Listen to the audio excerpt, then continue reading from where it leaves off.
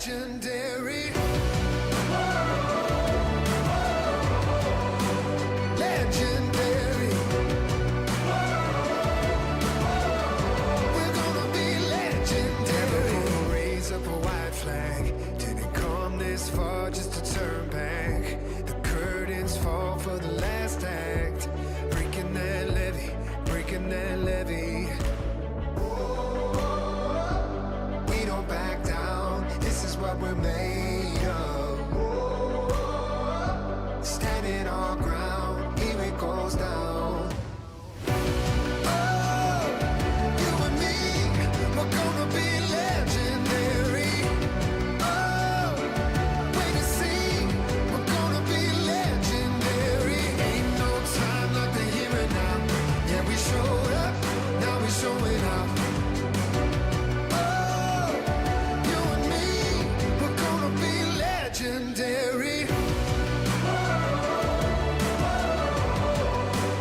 Legendary. We're gonna be legendary. We don't back down. This is what we're made of. Standing our ground. Here it goes down. Oh, you and me, we're gonna be legendary. Oh, wait and see, we're gonna be legendary. Ain't no time like the here and now. Yeah, we showed up, now we showing out. Oh, you and me, we're gonna be legendary. Legendary. We're gonna be legendary. Legendary. We're gonna be legendary.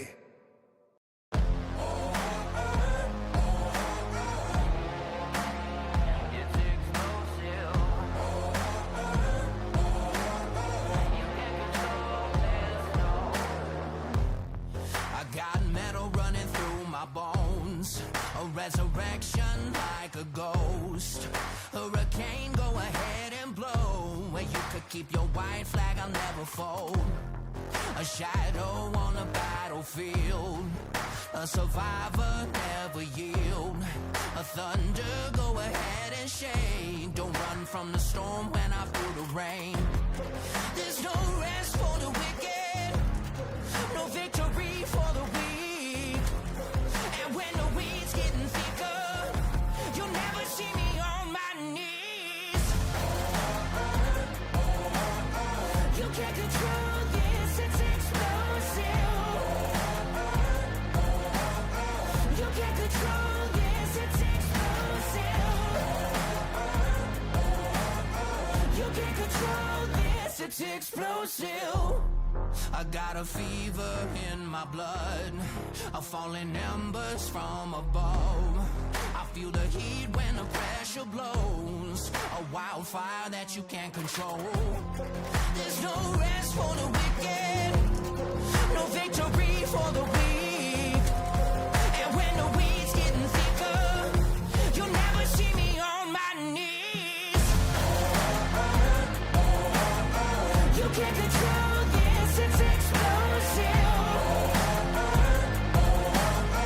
You can't control this, it's explosive. You can't control this, it's explosive. With every beat of my heart, I'll be the light in the dark. You can't control this, I'm explosive.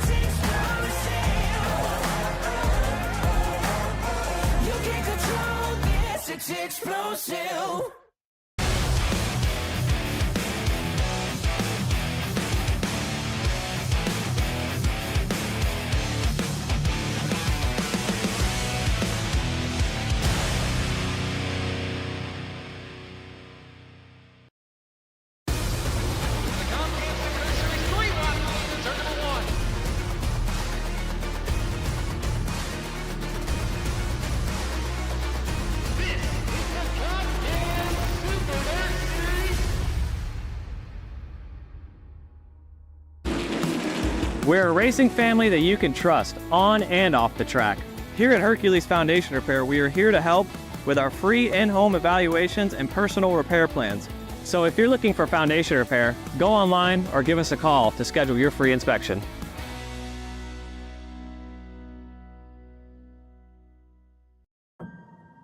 Years of speed, 10 years of stories. For the past 10 years, we've been more than just spectators.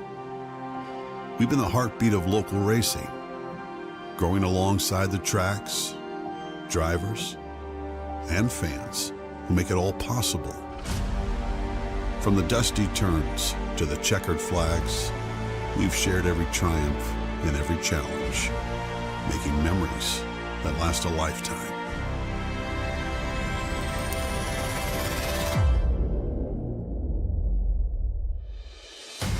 As we mark this milestone, we're not just looking back, we're revving up for the future. We are expanding, bringing you even more racing, more coverage, and more ways to connect with the adrenaline-fueled world we love. Our commitment to the local racing community is unwavering, and the next chapter promises to be our most exciting yet.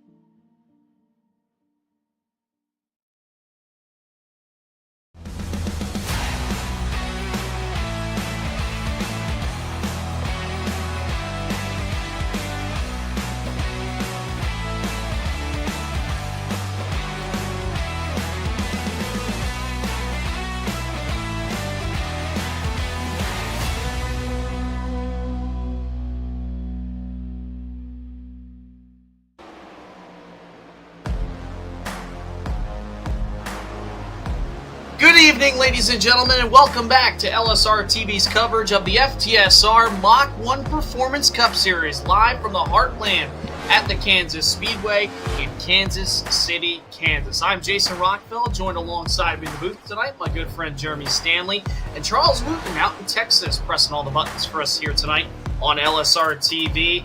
If you watched the Cup race yesterday evening from Kansas, boy, you were in for a show, and it did not disappoint. Kyle Larson beating Chris Buescher to the line by 1/1000th of a second, topping Ricky Craven and Kurt Busch's closest finish in NASCAR to make it now the closest finish in NASCAR history. And Jeremy, I assume we're going to have ourselves a really good race here.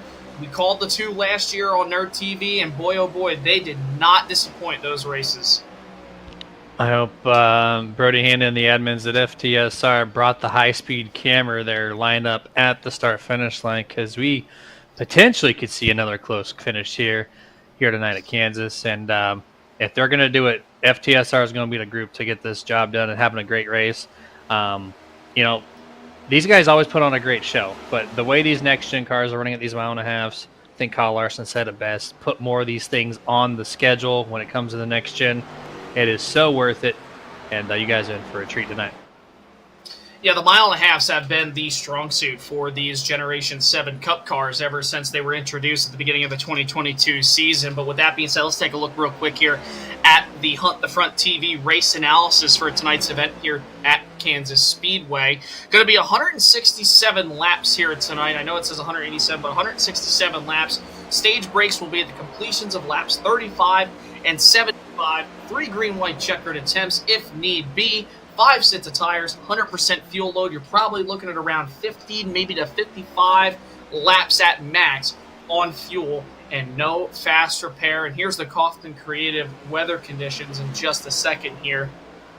Pretty sunny day out. And oh my goodness, Jeremy, look at that track temperature. 116 degrees is not the hottest I've seen, but it gets pretty darn hot out there on the start of these races. Sometimes you'll see that temp drop down just a little bit, but being here in Kansas, middle of the daytime here on the simulated side on iRacing, you don't know if it's going to go up or down, but partly cloudy will affect that temperature in zones of the track, so something to keep your eye out on. Yeah, and it definitely will. And if you caught us last weekend from the Dover Motor Speedway, you watched Richie Coy take 2 tires on a late race restart when they came into the pits and was able to beat out, obviously, being, Nathan Bigart, who dominated the race pretty much. Richie led the last 30 laps practically. Nathan led 135 of those, dominated the races. I believe picked up the 2 stages, in fact. Richie Coy, I think, followed behind him in second both times around. Jose Acosta, Daniel Simmons, Michael Strickland jumping in, obviously, in the number 9 machine. He came home with a top 5 in his debut for the series, so great run for Michael Strickland there tonight. He will not be in tonight's race from what it looks like, but right now up at the top of the board, Ben Tracy will be the fastest man in practice as we get ready to start qualifying. And Jeremy, I feel like qualifying obviously means something here at Kansas, but because of that multi-groove racing, if you're in the middle or back half of the pack here at Kansas, I ran a lot of C-Fix races actually this week, and I can tell you just with that package alone, and I know the trucks have less horsepower, they're aerodynamically dependent, just like these next-gen cars, you can really find yourself in a pickle in that middle to back half of the field, so you want to make sure that you get a great qualifying run here tonight. Yeah, throughout the month of April, with the next-gen car, Gen 7 cars, that has been the number one topic, is the aero blocking, whatever you want to call it.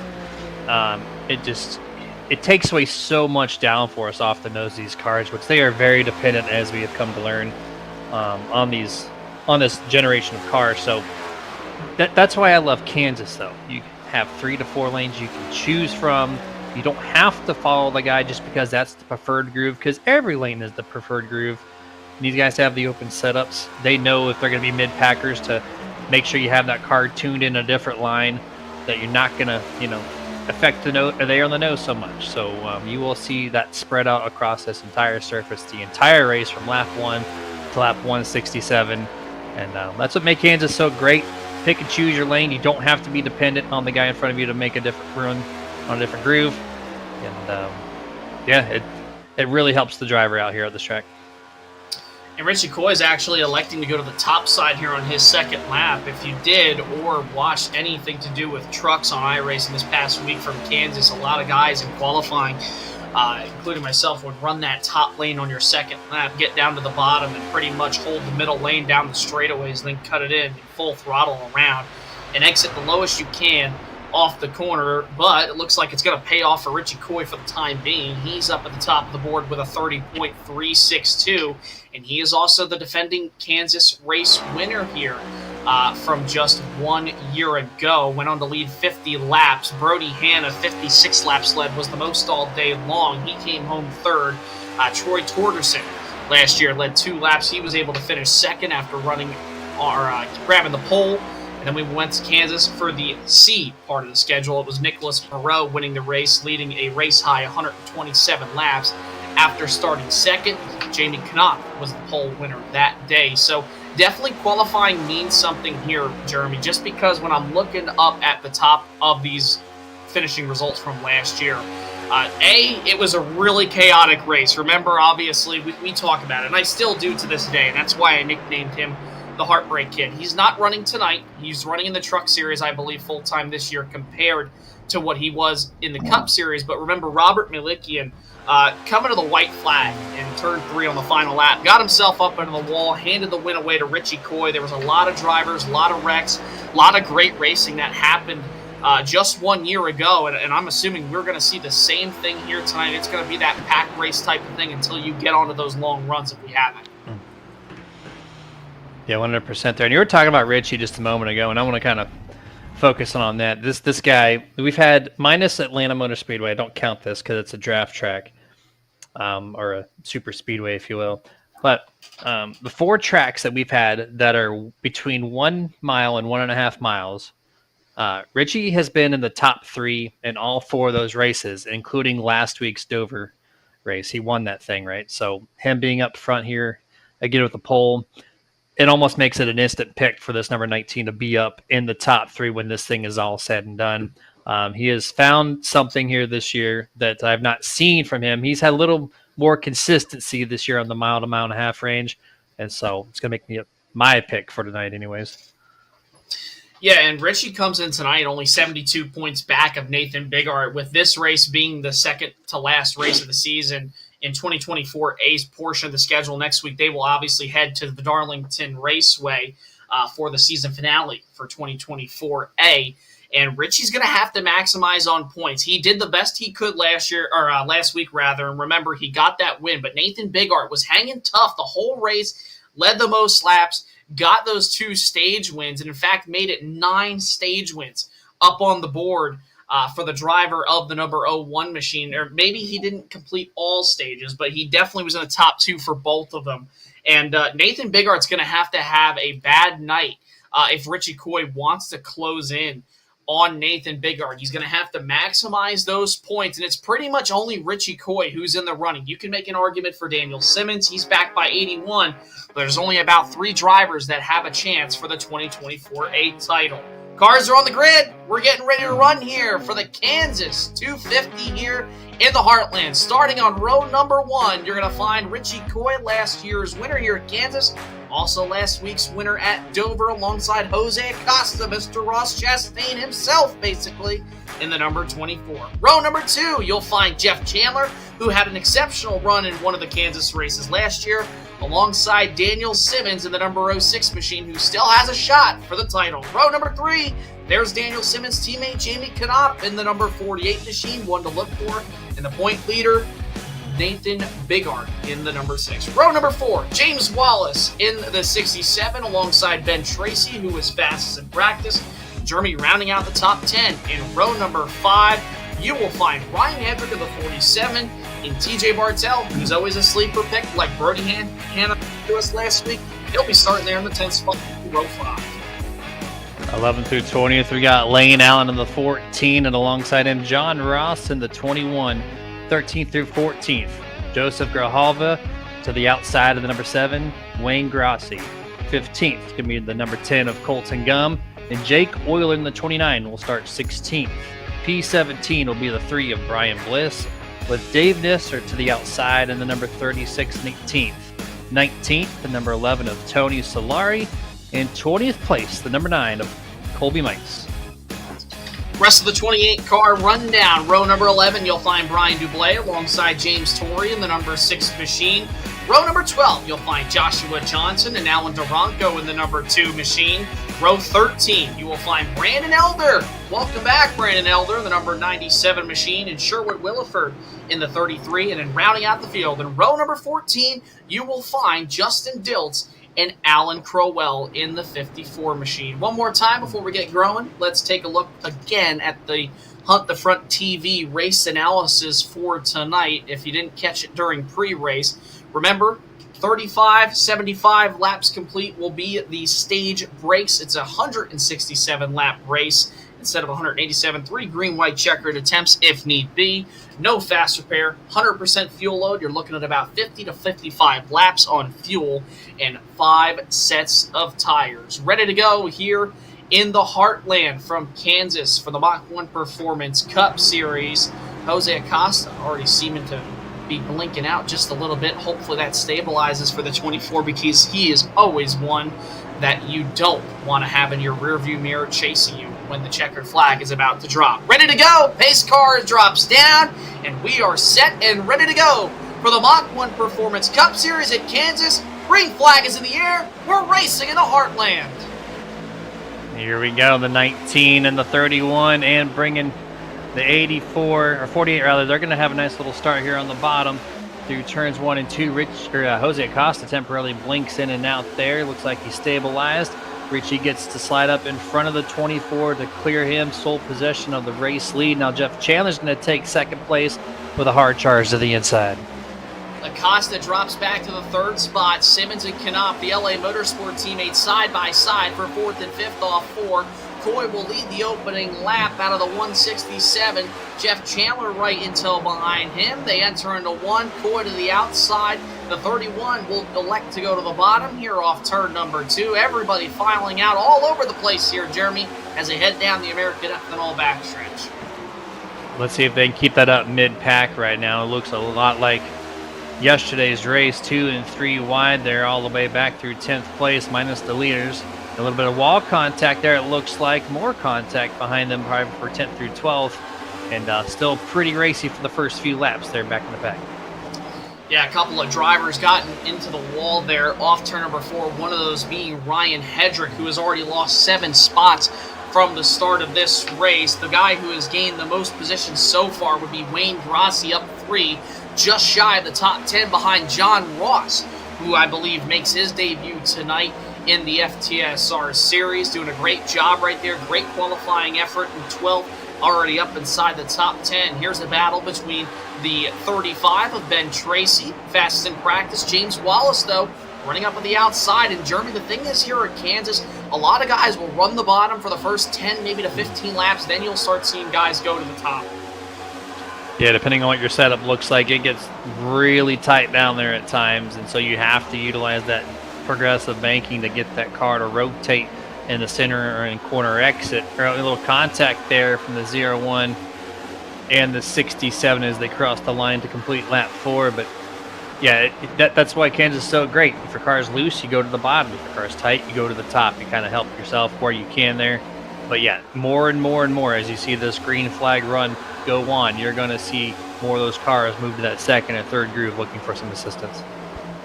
Last time around, Joseph Rahava posted the fastest lap of the race with a 30.914. Sure, we will see other drivers make faster laps here tonight. Nathan Bigart actually just brushed the wall there coming off turn number 4.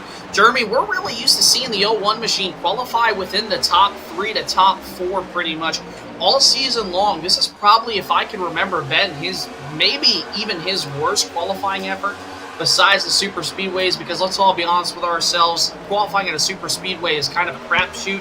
When you come to a track like this, you really got to make sure you qualify well here. And Nathan Bigart, he's lost a spot trying to gain that one back. He's to the inside of this 35. Remember, he cannot have Richie Coy gain any spots on him here, or rather points coming into tonight. So he wants to make sure he can try to get as many points as he can in these 2 stages and also at the end of the race.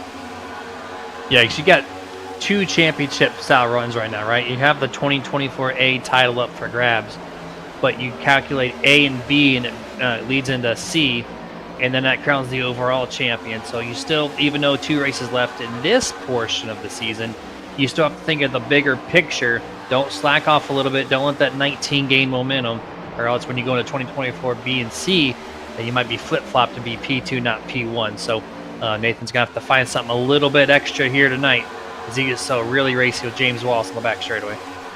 And it is definitely going to be hard to pass here tonight, all night long. You see him go down to the bottom one more time, entering 3, off corner exit, off turn 4 this time. They'll still remain side by side. Everybody is pretty much single file running the bottom. You have a couple guys running up at the top, either because they have to or because they want to. You see James Wallace still side by side with the 01. He'll rip the fence entering 1 and 2. Probably will clear the 01 on corner exit, and does. And he'll get that toe off the 24 machine of Jose Acosta, who's already lost 3 spots from the start of this race. Yeah, Jose Acosta just playing a little bit of the early game and just kind of saving the tires possibly. Big wreck here off a turn. John Ross into the wall. Big crash coming out of turn number 4. No caution, though. Surprisingly, believe they all kept it straight or went into the grass. And you saw John Ross coming off turn number 4. Believe he cleared himself on the 12 machine of Joseph Rahava exiting turn number 4. Not what you want if you're making your debut here in FTSR. Man, yeah, that's terrible to see there. And to me, I don't care what the rule book says. That is a caution flag being thrown in this race, but somehow we stay in green flag. You see him make the hard charge in turn 3. Gets a little wiggle there on the transition from the first to second groove. Has to catch it. The car slides up, slides in front of traffic, and it's going to take several people through the grass here. Super unfortunate here for the opening race. Heartbreaker for the 21 machine. And honestly, Jeremy, what he tried doing there into turn number 3 is if you want to try to pass somebody on these longer portion of the runs when the tires wear out and guys start going to the top and the middle groove, is the whole aspect of this racetrack. You want to kind of throw a slider down there, almost like you're at Darlington. A lot of guys were doing that in C-Fix this past week on the long runs. If you wanted to make an effort to try to pass somebody because everybody was ripping the middle of the top lane. You just had to throw it down in on the bottom side of the racetrack. And then he started getting tight, and that's where I thought he was going to eventually just clear himself. But no, he got loose on corner exit, probably because he kept it in the throttle. And obviously a big heartbreaker for others involved, like you saw the 10 of Colton Gum. Joseph Grajava, I thought he was involved. He wasn't. He just went through the grass to make sure he could avoid all of it. But definitely a big shocker that was not a caution. Yeah, involved multiple cars there. I thought for sure I was just waiting for it to fly, and then by the time we got to turn one, I'm like, wait, they're not going to actually throw this thing, and it's going to space out the field just a little bit as we're getting some good action here from Nathan trying to get under the 24 here of Jose Acosta. They go back single file on corner exit 4 to complete lap number 13, and we're starting to see the spacing out in the field. You see behind them, that's kind of where the wreck happened. There's a huge gap of cars behind Ben Tracy, about 15 car lengths or so before you get to the next car. But look at the 31 getting passed on the outside here, looks like by the 06 of Daniel Simmons, who gets a nose advantage through 3 and 4. Simmons takes away the second spot, and Richie Coy has checked out on everybody back behind him. He has about a second gap, or a little less now, over Simmons, who this time by at the line runs a little bit faster than Richie Coy. Richie ran a .433. Simmons ran a .377. So things are getting a little tight. You see Big Art close up to the rear bumper of the 24, nearly made contact with the Wolfpack Chevy Camaro machine. James Wallace also, I believe, got a little tight on corner exit. This is the Hornet's Nest right here inside this top 5. You have Jeff Chandler battling with Jamie Knopp. You have James Wallace having an amazing run in that number 67 machine, doing a fantastic job. He's had a couple great runs this year. Good to see him running up inside this top 10 right now. Yeah, great to see that there. And, well, I see Mr. Brody Hanna on the broadcast side in the chat saying, track is hot, racing going to be even hotter? Question mark. We'll find out. And right now it's looking pretty darn good, I would say. I'm liking what I'm seeing inside this top 10. You're seeing multiple side-by-side racing through 16 laps of this 167-lap event, and I don't think we're going to turn down this at any time. Yeah, we're definitely not going to. And I think, Jeremy, at the initial start of this race, I don't really think we probably, or excuse me, let me rephrase that. I think we probably both thought in our heads that it was going to be a little bit more aggressive. Yes, there was aggressive driving, but when you look at the restarts from last year, obviously, and even just the initial starts as well, it was really, really intense. You got guys going 2, 3, 4 wide almost, and sometimes did. We did not see that on the starts. I'm sure that the more that you get deeper into this race, especially if we get late race restarts in the third quarter, or rather the third stage here of this race, you're going to start to see guys get very, very aggressive on these restarts if we have them. I mean, just all that restart there at the end of the race last night where Kyle Larson took Denny 3 wide as soon as they crossed the start-finish line. That's something that's completely open to every driver. That same rule book here, as soon as you cross that line, it is up to you to go where you want. And so you can make that kind of move if you got a late restart here. So anything's possible with all the space that you have here. As we go 3 wide for the exit of turn 2, I thought Jose Acosta was going to clip the 67 there right on corner exit turn 2, but did not. Now he's going to go back to the top. We're going to go 3 wide once more for 3 and 4.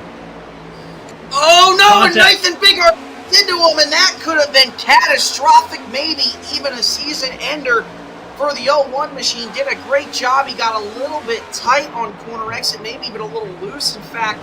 Got up into the 24, put Jose up in the wall, but the 01 machine is just stuck in the middle. Gets into him again off turn number 2. Tracy now ducks behind the 2. Down into turn number 3, and the 01 machine able to hold the position for the time being, but Jose Acosta, we've talked about it, Jeremy, one of the most aggressive guys in this field. He does not give up spots very easily. The Ross Chastain of FTSR, and you know Nathan Bigart intentionally drove into his door on exit 2 saying, hey, I felt that, I know you're there, and here's one in return. Now hopefully things are squared away and we don't see that anymore, but temporarily single file throughout the top 10 here. And look at Richie Coy, he's been Attacked now by the number 06, Daniel Simmons. He runs the middle groove there, gets a great run, gets a little loose on corner exit, has to back it down, not make the pass attempt, as Richie Coy is going to lead that lap to end lap 21. Yeah, Daniel Simmons has been really throwing up some heater lap times compared to Richie Coy these last couple laps. He was about 0.3 faster last time, or the second to last time around. That time was faster than him by almost nearly a tenth of a second, probably about 0.08 that last time around. I think the 06 machine here, Jeremy, has this long run car. Richie's just saving them tires. So what does he got to do as he gets loose out of the corner? Here comes Daniel Simmons down to the inside. He might take a peek for the race lead here entering turn 1. And while they battle, look who's charging up behind him. Jamie Knopf in that third place, running that middle lane. And Jeremy, a lot of people think that middle lane isn't the best lane to run here, but you can make an exception with this track. The way it runs and the progressive banking, you can save a little bit of tire while still gaining a lot of speed running that middle lane, and that's what Jamie Knopf is doing. Yeah, absolutely. If you can utilize the outside there, you can actually back your car down and get the rotation from the corner, and you can save a ton of tire wear up there. iRacing counts speed as tire wear, essentially, so it's 1 + 1 = 2 to them. And so you go to the top. If you slow down your lap time and you get the rotation up there, you can actually save a lot. But you can do that at the bottom as well. It's kind of how you have your setup geared for the long run coming into this race. So you see the 48 wall riding right now. Richie and Daniel Simmons elect to take the bottom half at 3 and 4. And you'll see cars go up there in the top of 1 and 2, the bottom at 3 and 4. They will change it up here and there, as Richie does not have the long run car. He usually does, but right now he got passed by Daniel. Now Jamie's looking to take over second, so Richie needs to find some long run speed here. Yeah, he definitely needs to find that long run speed as we're approaching 10 laps to go in stage number 1. He has definitely fallen off more than anybody else. Last time around, actually, out of everybody inside the top 6, he was the slowest out of all. And that time actually gets up into the wall off turn number 4. That is not what he needs. And the driver who's charging right behind him, who wants to make sure he doesn't maximize those points, is Nathan Bigart, who has struggled so far a little bit, but he's been consistently running inside this top 10. So both of our championship top 2 drivers for 2024A struggling early on. Yeah, a little bit of struggle, but he's still inside the top 10. Not giving up too much ground, especially if Richie's going to continue to fall back further and further. The 19 is going to fall to the 0-1 here. But look at this top 10 just really spaced out now. 26, now 27 laps into this thing. And I think you have... We're going to make it green through the first and second stage, and then but the third stage we'll see the pit stop. So maybe it's just one of those things where Richie's testing the first one, and then the second one he'll fight it up a little bit. But see the 0-1 Nathan Bigart going underneath Jeff Chandler, almost like he was sitting still as Jeff just gives up that position. Yeah, and you saw the 24 of Jose Costa go from the middle down to the bottom, took the air away from the 0-1, sent him up the racetrack just a little bit, and now these drivers are in a pack of 4 into turn number 1. You have Coy, Acosta, Bigart, who's going to throw it in there, 3 wide almost up on the top side. Richie Coy's getting a little tight, falling back a lot. Nathan's going to be able to pass him, and now he'll look down to the inside of Jose Costa entering turn number 3. On the attack, the 0-1 is putting himself in position here so he can get at least try to get around the 24. Him and Jose Acosta made contact about 5 laps prior, but the 24 is going to be able to maintain that position in third for the time being. But back to the bottom once more goes Nathan. Can't get more than a half a car length. Going to have to give it back up. This is where it's going to get tough. You're going to have to run that second groove to get a little more rotation out of that car to be able to get around Jose right now. And Ben Tracy's starting to close in on these guys too. He was one of the fastest ones up inside this top 10 here in the last lap around. As I say that, he actually brushed the wall off turn number 4. Could open up the door possibly for Wallace to pass him here down the front straightaway. Goes to the outside, entering turn number 1. And while they battle, you see the 0-1 machine still battling with Jose Acosta, trying to find a way around him. Tried to go to the bottom there, just not enough on corner exit. Jeremy coming to 5 laps to go. And Daniel Simmons, again, we talked about him, still in the hunt for this championship. If he could just gain some more points and he could maximize on these things tonight, have Richie and Nathan have the bad nights that they're kind of having so far, this 06 could have a really good shot heading into Darlington next week. Not only that, looking a little bit further too, I think Daniel's got a great chance to contend for this championship for 2024 Part B. The way he has just produced so many stage wins here recently, I just feel like he has a great chance keeping up this momentum. Him and the 40 at Canop have just kind of surprised me this year, joining LSRTV to help out on these Monday Mach 1 Performance Cup Series races, and I'm liking a lot what I've seen from Daniel Simmons so far this year. And you look at some of his stats this year, out of everybody up in the top 5 in points, he is the only driver without a win. Nathan Bigart has 3, Coy has 2, Canop has 2, and Acosta has 2. But Daniel Simmons, one thing that he's got more than anybody else besides Nathan Bigart is stage wins. He's got 5 of them so far, which have definitely helped him for the march in the 2024 A Championship. 8 top 10s and 5 top 5s out of 11 starts, 2 poles in 243 laps heading into tonight's event at Kansas. Daniel Simmons looking for this first win of the season, and his teammate Jamie Canop, who's 4th in points, not a factor for the championship. But I tell you what, both these LA Motorsport drivers, the Team Conti cars, they came here to play tonight, Jeremy. They really did. They're looking really racy, and that long run is so strong right now. 2 laps to go to end this stage, and 1 second lead over his teammate Jamie. Then he's got some fire right behind him there from the number 24, who temporarily takes over the spot through 1 and 2. Going to bring Nathan, or at least try to bring him along right behind him. Does not get it done there through turn 2, but let's see if he has anything for turn 3 and 4. Looks like Jamie's just a little bit stronger in this part of the track. Yeah, well, he wasn't that strong last time around. He actually does it again, and as I said that, he was hitting the wall last time around, just getting a little too high into the corner and letting the car drift up on corner exit, because remember, that safer barrier comes at you in a hurry off these corners. He'll elect to go to the top side here into turns 1 and 2, and down the back straightaway, he'll have the second spot for the time being with half a lap remaining in stage number 1, just hoping to keep Bigart behind him, who dives down to the bottom of the racetrack. This time, it's going to be Daniel Simmons who's going to pick up stage win number 1, or stage 1, rather. Nathan Bigart just beats out Jamie Canop for second. Jamie Canop will get 3rd. Jose Acosta 4th. Jeff Chandler 5th.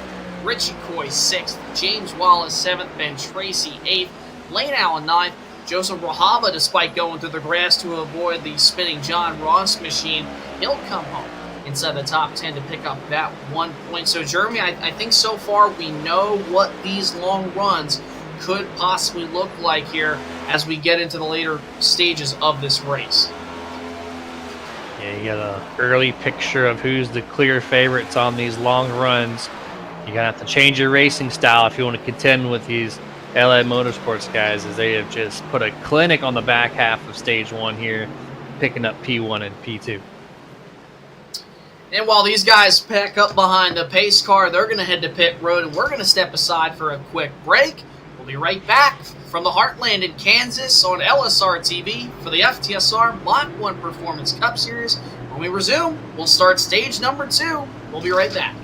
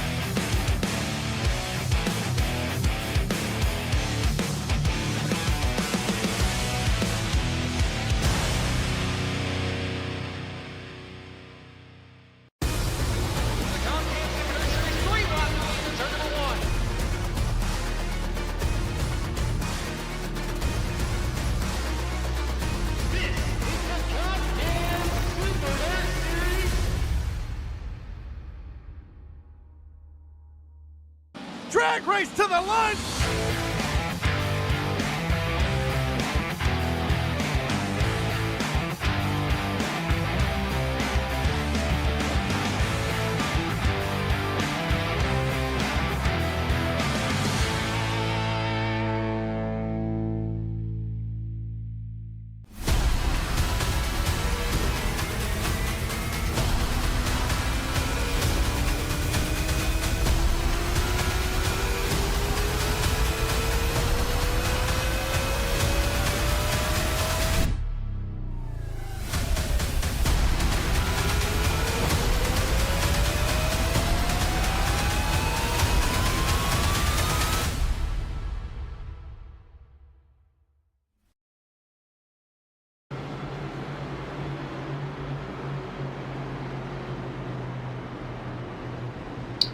Welcome back to LSRTV's coverage of the Mach 1 Performance Cup Series here from the Kansas Speedway, getting ready to go for stage number 2. Daniel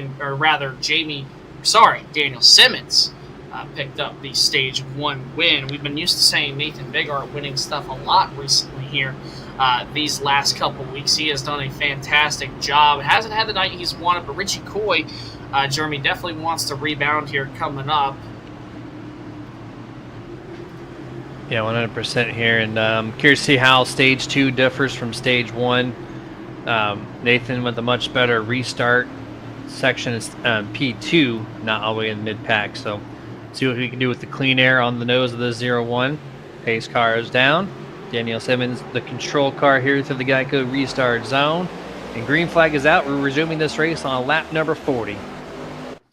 Yeah, Daniel Simmons gets out to a great jump there into turn number 1 this time. He's got Jose Acosta right back behind him in the number 24 machine. Then you see Bigart to the outside, Jeff Chandler right back in tow, and Richie Coy trying to keep Jamie Knopf behind him, but cannot do that. Richie falls back to 6 as Acosta trying to make a look down to the inside of Bigart entering 3. Looks like Jose has been content running the bottom half of Kansas so far, as they're 3 wide for about 15th place. We're side by side here through 2nd through 7th, as 06 has a clear 5-car length advantage lead over 2nd and 3rd place. But Jose just continuing to run the bottom of the track. He has a pretty good amount of speed down there, but I think if he could maybe get that car to run the high side a little bit more on the long run, it'll put him in much better shape, but he is committed to the bottom right now. Yeah, he's definitely committed to this bottom side, but you just see Daniel Simmons starting to kind of just fall away from these guys up in the front of this field here. You see Acosta battling side by side with Jamie Knopf, this time entering turn number 1. And it looks like Knopf might be able to get the advantage here on corner exit. Oh, they make contact. The 24 machine of Jose Acosta nearly goes around off turn number 2, but able to maintain and save that car. Falls back to the front bumper of Jeff Chandler. Look at Lane Allen trying to go through the middle. Might be some contact off the corner. Wallace barely brushes the wall off for it. He scoots away from Coy, Rossi, Allen, the 12 of Grajava, and throwing Colton Gum to the mix, entering 1. And I saw Lane Allen come with a head of steam in turn 3, and I did not think it was going to stick with James Wallace on the top. And they got really close to making contact there on exit 4. Thankfully, no contact was had between the 2 drivers specifically. But now we're still side by side, 1 lap later here on corner exit 4. Wayne's trying to get the pass completed, but cannot do it with the outside just being so strong so far. Yeah, the outside's definitely been the place to be from what it looks like tonight. But also this bottom side is where you want to be again if you want to save those tires. So it should play a factor. I think that these long runs, you're going to start to see these guys really haul the mail up on that outside groove, especially when we get into stage number 3. Stage 2 obviously ending at completion of lap number 75, so going to be a little bit of ways away before we get to the end of stage number 2. So far, it's Daniel Simmons, Nathan Bigart, Jamie Knopf, Jose Acosta, Jeff Chandler, your top 5, Richie Coy, James Wallace, Lane Allen, Wayne Rossi, and Joseph Grajava completing your top 10, with Colton Gum and Sherwood Williford looking for a way around them to get inside the top 10. Wallace, though, Jeremy, has been really liking this outside. I don't think I've seen him once try to run the bottom of the racetrack all night long. Yeah, he's one of those drivers I was paying attention to into 2022, coming to 2023. He would always run that outer lane if he could, and he's definitely committed tonight to running that third groove. He's getting the exit speed down pat, like it's great, but he's losing a lot. Ooh, we got some contact back here, it looked like. Shuffling back to the 67 as he's getting passed by the 19 and the 7, at least attempted to, but he's losing a lot of speed on corner entry. He gets some of it back on exit, but he just has to check up so much to get the car to settle in on the top side. So that's probably the only way James Wallace is making speed around this 1.5 mile facility, is just, you know, hoping that he does not lose corner exit speed on the top, or else he might be in trouble. But so far it's keeping him in this position in the top 10. Yeah, and he's doing a great job doing it here in this 67 machine. The thing that's going to hurt him is on the long run, is those tires are definitely going to shred a little bit here. But remember, we're only going to lap 75, so he can get away with running that top lane. Maybe in the third portion of this race in stage 3, he's not going to be able to do that necessarily. So he's going to have to learn how to run that middle to bottom lane, especially the bottom if he wants to save tires. He's still, though, doing a great, exceptional job running that top lane. It's definitely going to hurt him in the long run. You see Lane Allen, he was up on the top side ripping it, and he thought about going to the inside of Richie Coy for a moment entering turn number 3. Doesn't. Wayne Grossi, though, looking for a way around him. That's the battle going on for the 8th spot off 4. Yep, trying to make that pass happen here. Still side by side here for the first almost 10 laps now of this restart. And things are still looking great. The 48's going to make a pass on his teammate here. Jamie Knott resumes P1 here on lap 49. Nathan has gotten a little bit closer and closer to the 06 of 48. And I think he's found some mid-race speed here to try to get inside this second place. Yeah, again, doing a great job. Surprised we have not had any cautions here tonight. But again, this is the FTSR Mach 1 Performance Cup Series. We are not used to seeing a lot of cautions, especially at the 1.5 miles with these guys, because of how well they do. And when you look at this top 3, this is a stacked top 3. All season long, you have Nathan Bigart running there in 3rd, Simmons and Knopf 2nd and 1st. These guys are all contenders every race, week in and week out. And Bigart, again, trying to capitalize and make sure he can keep Simmons and Richie Coy back behind him in the points, so making sure that he can go into Darlington next week with a little bit of leeway, so if he were to have a bad run there next week, obviously it wouldn't really hurt him all that bad. He would be able to close out 2024A with that title. Yeah, he's got a strong chance of doing that for sure. I think he just needs to have a little more consistency to maintain for 2024B. I think that's going to be a much tighter points battle, so if he can find just a little more speed in that car to kind of secure part 2 of the 2024 season, I think he'll be in great shape. He's trying to look underneath the 06 Daniel Simmons. Gets a great run on the bottom of the track. Almost able to utilize the side draft to get back to his door. Unable to do so. And then run that second groove. Daniel just rotated so much better on corner entry. Resumes the run on exit. Great run there from the 06 in turn 3 and 4.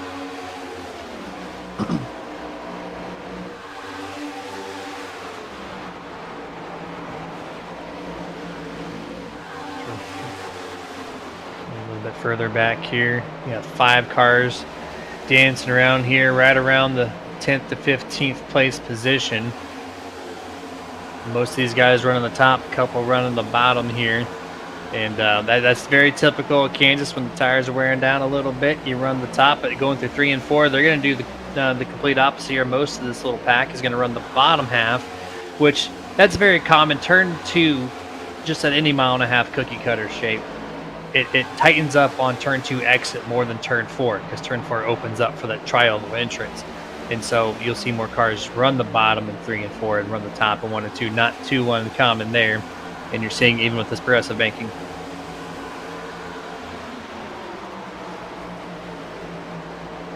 A little bit of technical difficulty issues on Jason Rockefeller's side. We'll see if we can get him back soon. So back to my voice only momentarily until I get the cue. But we're looking 2 to 3 wide through the front straightaway, or at least almost 3 wide. And Back to the top, the 57 goes. 54 going to try to look on the bottom, but they're not really trying to pass each other, which I think we've got Jason back. Do we have a copy? Yeah, I don't know what was going on there. I was trying to mess around with my mic for just a quick moment, but I believe it should be all good there for just a second. Obviously, Jamie Knopp, though, still leading it. And Jeremy, this battle for the race lead here been really, really intense. Nothing really that's been too out of order. Usually you just see these guys running single file for the time being. You see Big Art, though, still trying to work around him like you mentioned. I think this 06 machine here, once this long run starts to build up here within these next 10 laps, I think that's when you're going to see the 06 machine really come to life like he's already doing, closing in on that rear bumper of his teammate. Yeah, this is about the time of the race in stage 1 to where these two cars just broke out and had this massive lead. So I'm really not expecting much different here in stage 2 other than maybe the 19. He's backed it down from the first stage. And I think the way he's going, he might be able to pick up a couple more positions. But in the meantime, I don't think the 06 and the 48 really have too much competition outside of the 01, who him and Jose Acosta is kind of creeping into the picture a little bit. I just don't see them doing as well, and so these three cars seem to be the ones to beat here so far this evening. Yeah, they definitely do. I mean, Jose Acosta looks pretty fast as well, but I don't think he's nearly as fast as these top three right now. One driver that really has just fallen off big time, and we haven't really talked about since the start of stage number 2, has been Richie Coy, and he's currently sitting in 9th, 8 spots back from where he originally started, and he is just struggling in that number 19 machine. And again, though, Jeremy, he wants to try to capitalize tonight. Stage 1 wasn't the best. He could still have a good stage 2, but by the looks of it right now, that 19 is going to need some sort of miracle if he wants to try to get up there and contend for some points. Yeah, just running a little bit too tight there in the 19, and definitely has a lot of work. He's talked to his teammates to see if they have anything different to add to that car, whether it be wedge or tire pressure adjustment or something. So he is definitely struggling through the first 60 laps of this race here at Kansas. Yeah, and you see them back into turn number 1 now, this time by lap number 60 up on the board. Next time around, it'll be 15 laps to go in stage number 2. You see Nathan Bigart still trying to look for a way around that 06 machine, but both the LA drivers running up at the top of the racetrack, entering 3 and 4. We have seen Knopp get into the wall a few times, especially towards the end of stage number 1. It's a possibility because, Jeremy, if you want to ride that top side here at Kansas, especially in 3 and 4, it's just so much different than when you go into 1 and 2. 1 and 2, you feel like you have a lot more grip. And if you don't hit that top seam, and what I mean by that is those black lines that are on the racing surface, if you don't kind of hook that left seam to the left like the 48 has, and you see him running up at the top of the racetrack, you're just going to lose grip, and that car will start to pull itself into the walls. Daniel Simmons hits it there off turn 4. Mental mistake there from the 06. You got one of the fastest cars on the track. Don't waste the damage there by hitting the wall, not even halfway through this event. And these carbon composite bodies can take a little bit of beating. Just got to worry about the internals a little bit there, but we'll see how that plays out for Daniel. And as we're kind of approaching the 10 laps to go mark here to end stage number 2.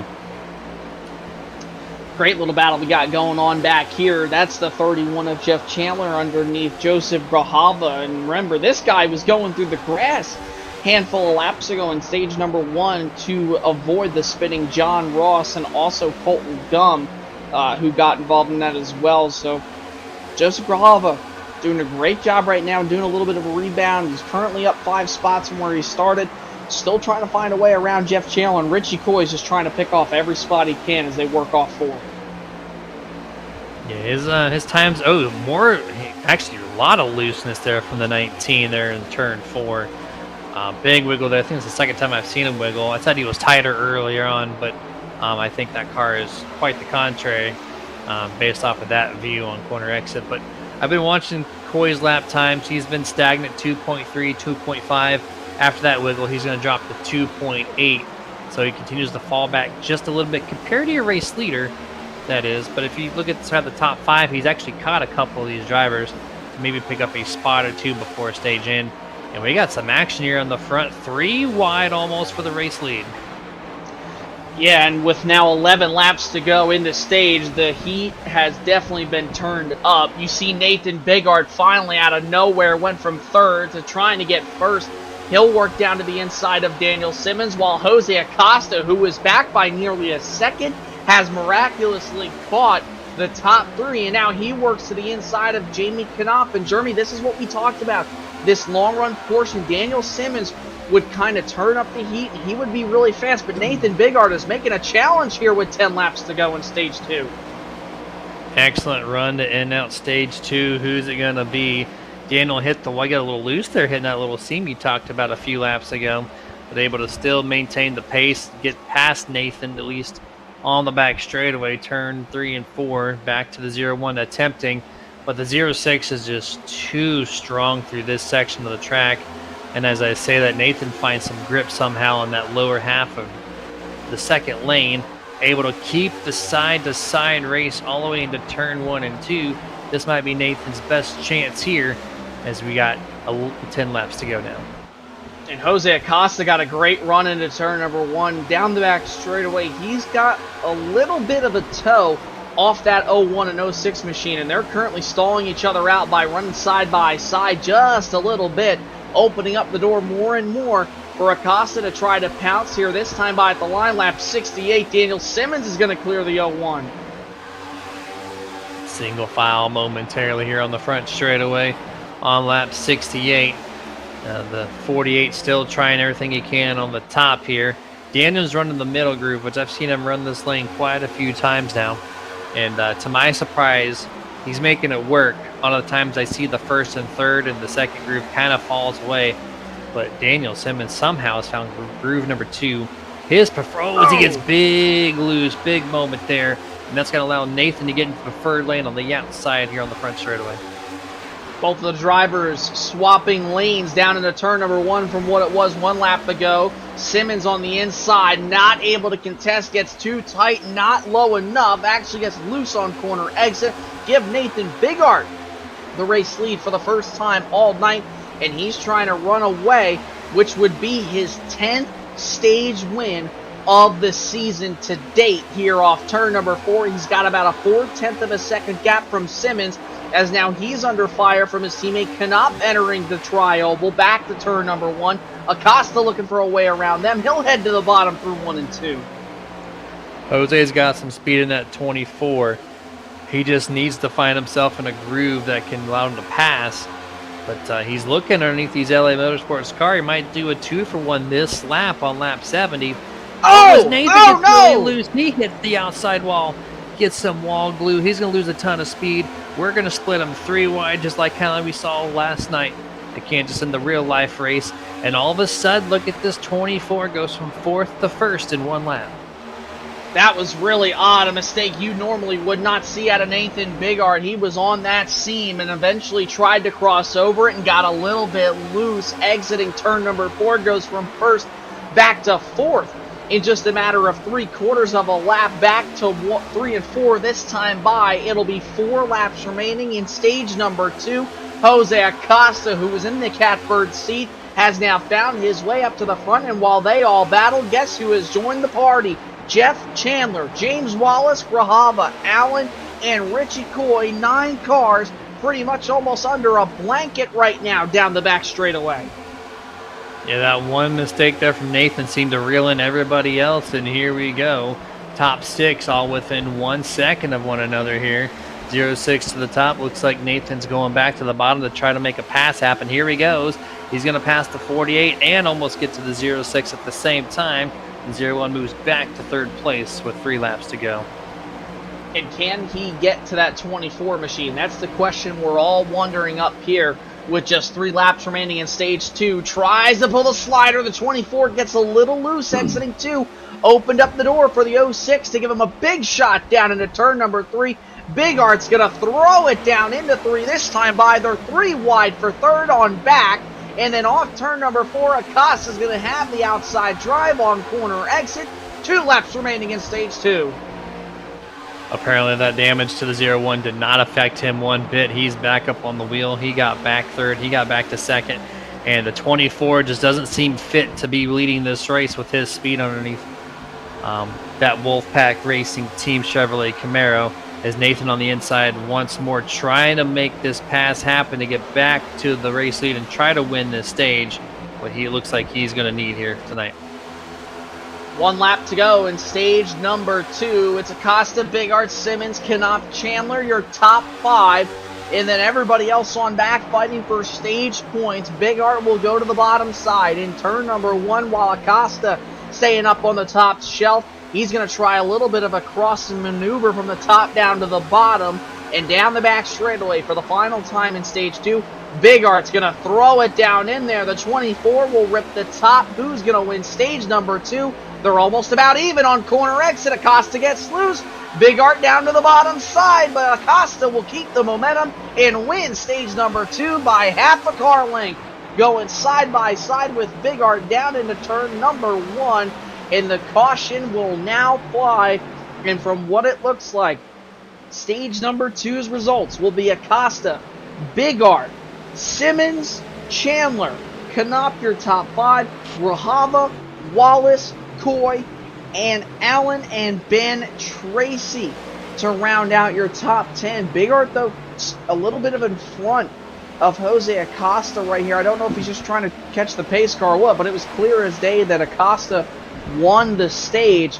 But Jeremy, what a battle we had for stage number 2. I think that dial up on the stove is definitely getting turned up just a little bit. Stage 3 should be exciting. Yeah, I think Nathan's just taking that lead where he can. He was telling himself, this is where I need to be, and this is where I should have been, but I messed it up for myself. I gave up this position. I should have been up front, but I'm going to have to start in second. So eventually, he's going to have to give it up, or he's going to get a black flag entering pit road. And what a stage. Stage number 2 was excellent there for the most part. And so I think that run's going to continue into the longest stage, which is stage number 3 coming up. Yeah, and obviously Nathan Bigart has the lead right now because of the time of caution. He was able to get that lead, so that's why he is in front currently. And as they head to pit road, we'll let them service their cars. We'll step aside, take a quick break. We'll be right back for the start of stage number 3 from Kansas.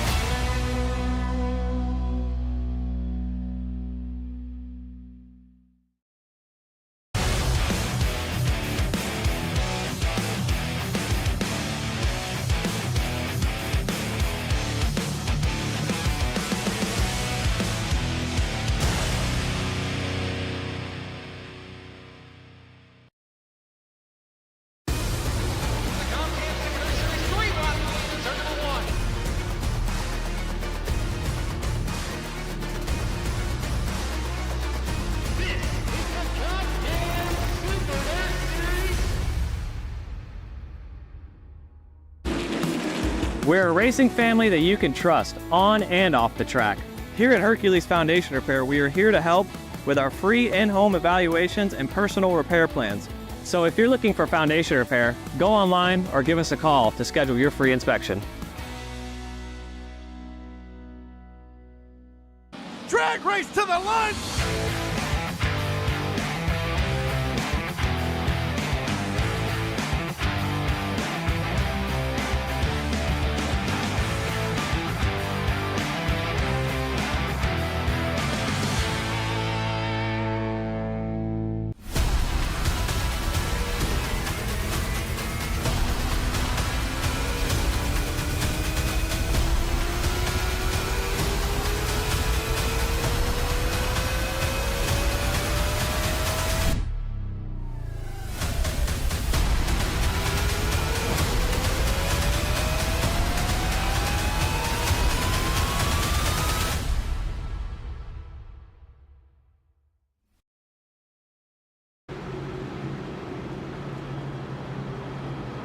Welcome back to LSRTV's coverage of the FTSR Mach 1 Performance Cup Series from Kansas, where we just wrapped up stage number 2. Jose Acosta beating Nathan Bigart to the line by half a car length when they were side by side, and now we are re-racked, restacked, and ready to roll for stage number 3. It'll be Acosta and Bigart on the front row with Chandler, Knopf, Grajava, and Wallace, your top 3 rows. Coming to the Geico restart zone, who's going to take the yellow brick road home? Green flag is out. Acosta gets a great restart while Jeff Chandler spins the tires. But here comes Nathan Bigart, Jeremy, to the outside. He gets a good start as well. Yep, he really does. We're going to keep side by side for most part of this field through turns 1 and 2 into the back straightaway. But all of a sudden, the 0-1 gives up a ton of speed in turn 2. I don't know why he checked up so much. And he goes back from second to deep into third here as Jeff Chandler's trying to get a nose underneath Jose Acosta. He's trying to lead the first lap of this race for himself on lap 80. Yeah, and you see Jeff Chandler working down to the bottom side of the racetrack. Remember, coming in tonight, we said he was one to watch out for. Had a great run in 2023C here. I believe actually got a top 5, and looking back at it, he did. Led 4 laps that night, so Jeff Chandler, no stranger, but definitely not the season he has wanted so far. Coming in, sits 6th in the points. He has ran 10 races, only has 6 top 10s and only 2 top 5s, with 1 stage win, no wins, and 1 pole to his name. So Jeff Chandler trying to add a tally mark to the stat chart tonight. Yeah, 100% there. And Doyle, I don't know why that is, but I also know why, or I'll see your driver, Jeff Chandler, 31, leading this event, breaks out to a 0.3 of a second lead over Jose and the 0-1 of Nathan Bigart, your top 3 so far. 82 laps into this thing. You see James Wallace, of course, not leaving the top. He is married to that third groove. 57, Joshua Johnson barely touches the outside turn 4 wall on corner exit. And looks like first to third single file, 4th and 5th. Going to be 2 wide and still pretty racy back there through the mid-pack. We said that the fastest lap of the race would probably get shattered at some point. It was 2 laps to go. Jeff Chandler turned the fast lap of the race with a 30.815. But even with that speed, he still is under fire from Acosta, Bigart, Knopf, and Wallace, who is just having a great night. And Jeremy, I know you know this because of us calling the series last year.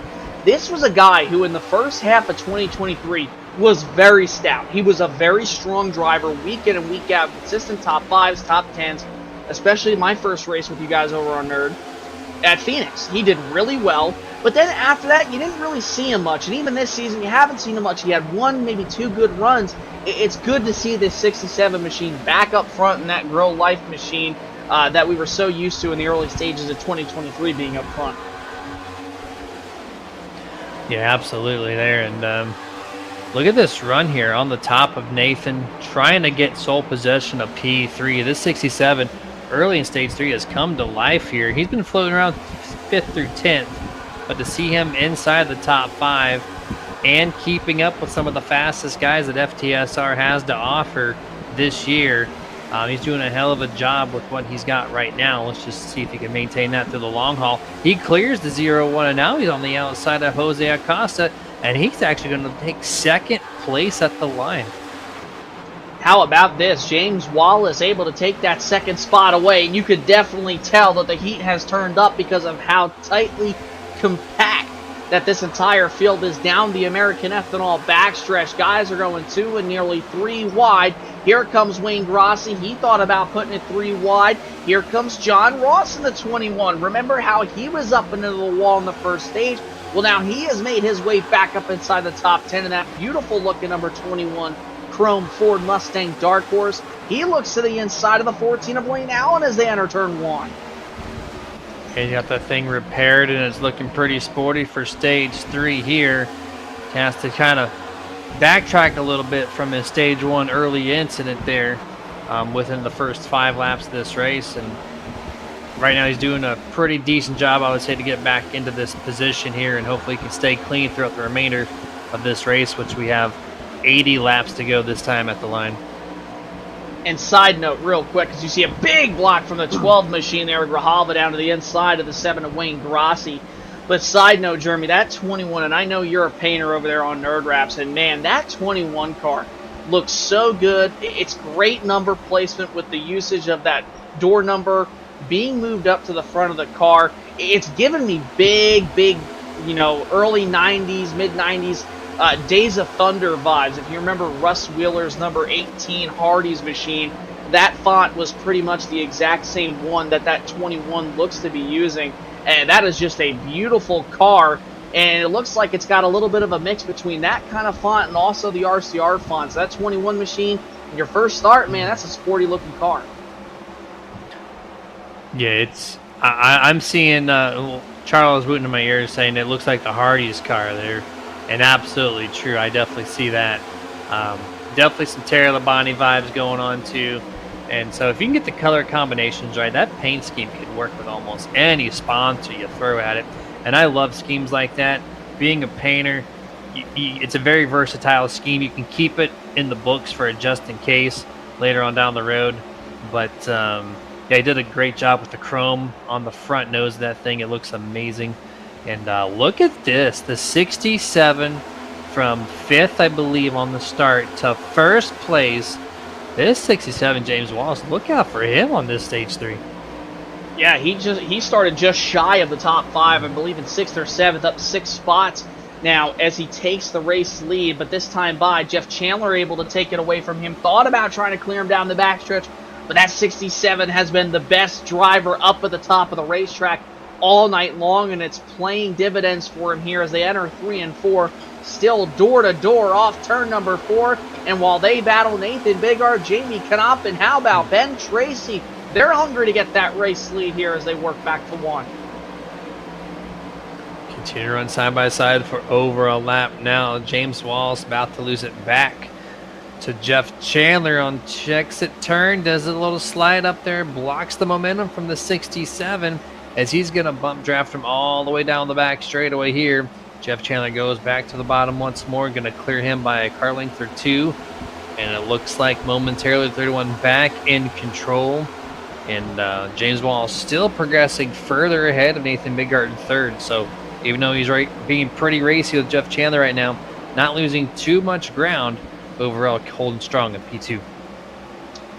Yeah, doing a great job. And how about this little battle we got back going on here? Look at the run Ben Tracy got off turn number 2. Gives a little shot to Bigard entering 3 and brings Joseph Grajava with him. And how about Lane Allen as well, working up at the top side of the racetrack. Jeff Chandler trying to get away from all the chaos behind him as they work back to the line to start lap number 94. Jeff Chandler still with the race lead while everybody trying to pick and choose their lanes and figure out where they're going to get a run here off these corners.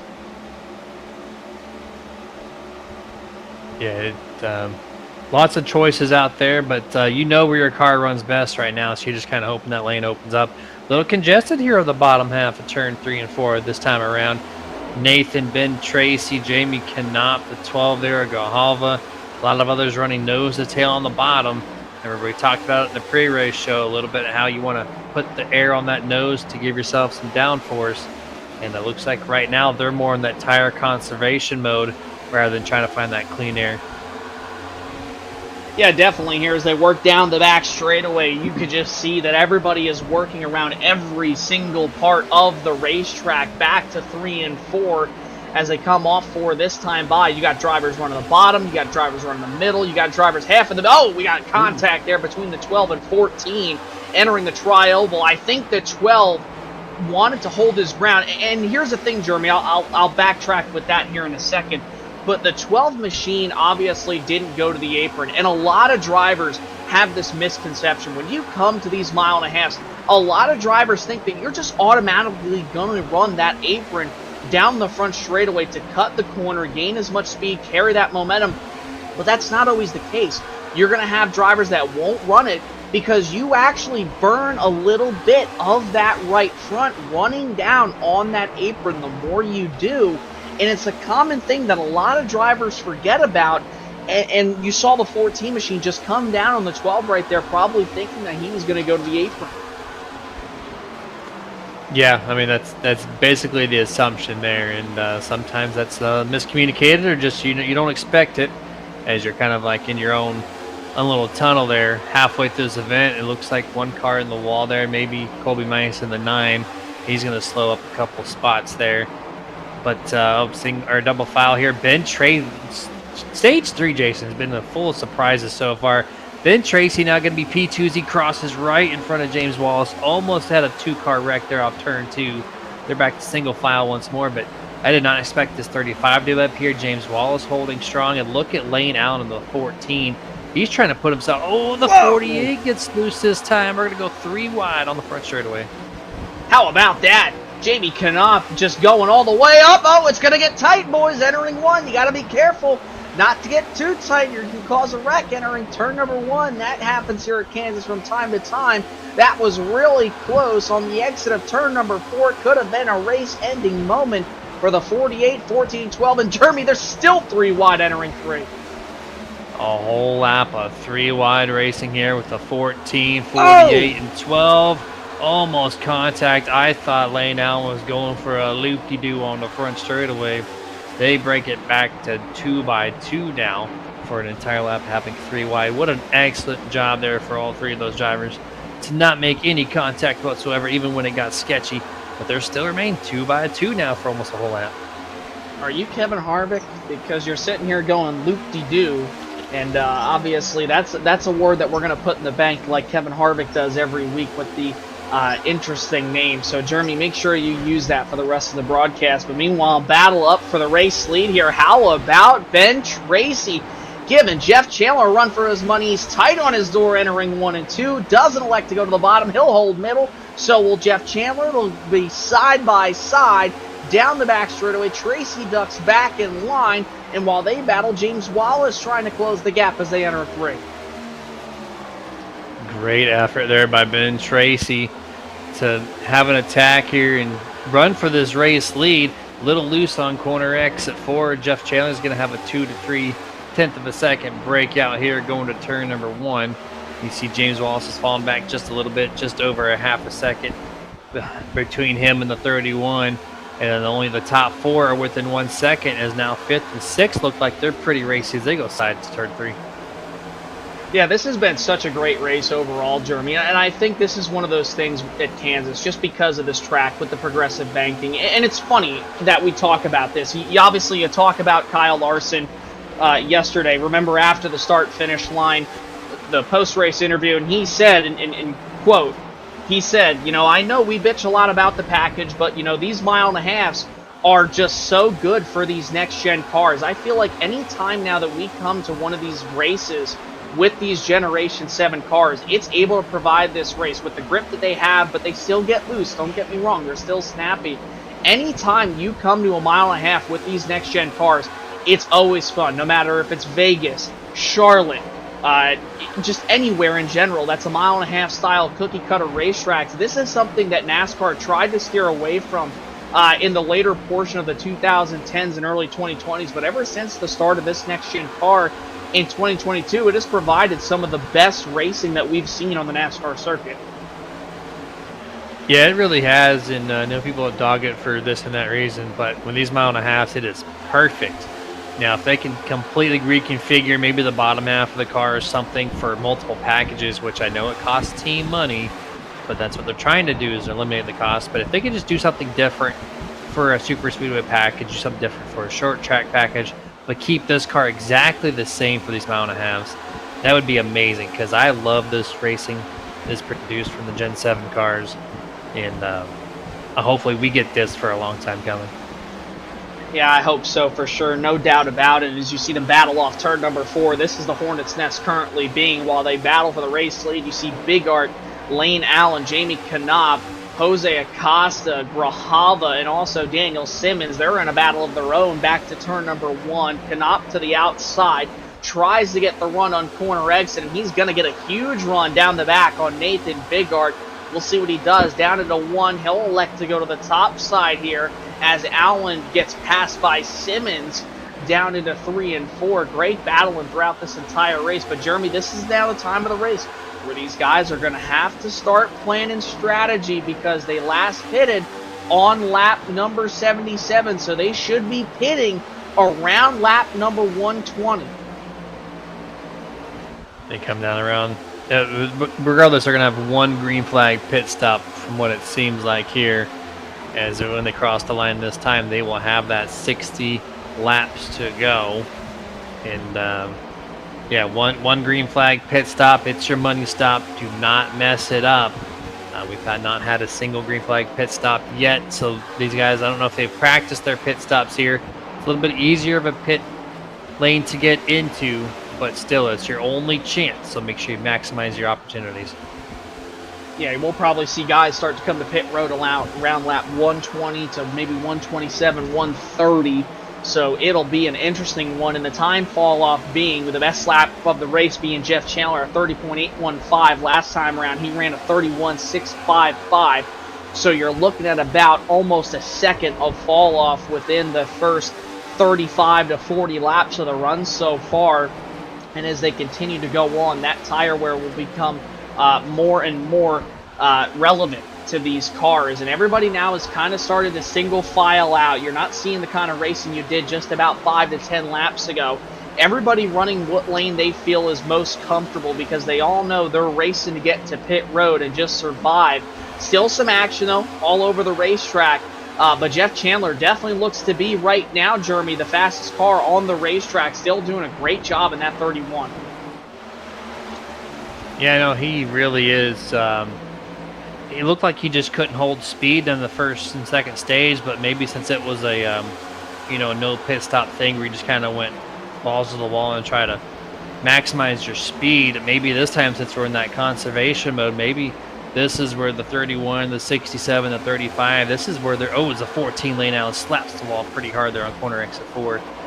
But this is where they're excelling, where they can back it down just a little bit, extend this long green flag run that we now get to see here in stage 3, and is brought light to some of these guys we did not expect to be up in the top 3, as here comes Jamie Cannot trying to pass Ben Tracy for 3rd place.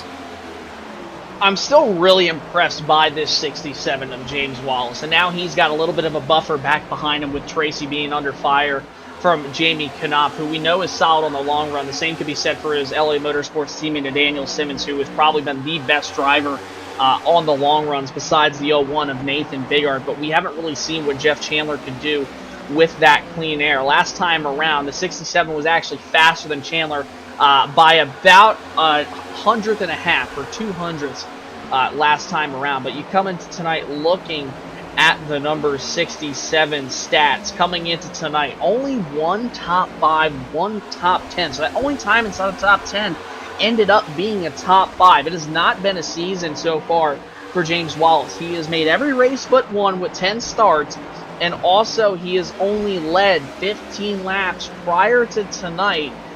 James Wallace, this would be a huge boost of momentum for this number 67 machine if he could be able to take it on. Yeah, this would be an excellent, even just being in the top 3 for the most part, that's got to be some motivation coming into the rest of the, the 35. Ben Tracy slaps the wall as he is starting to tank heavy.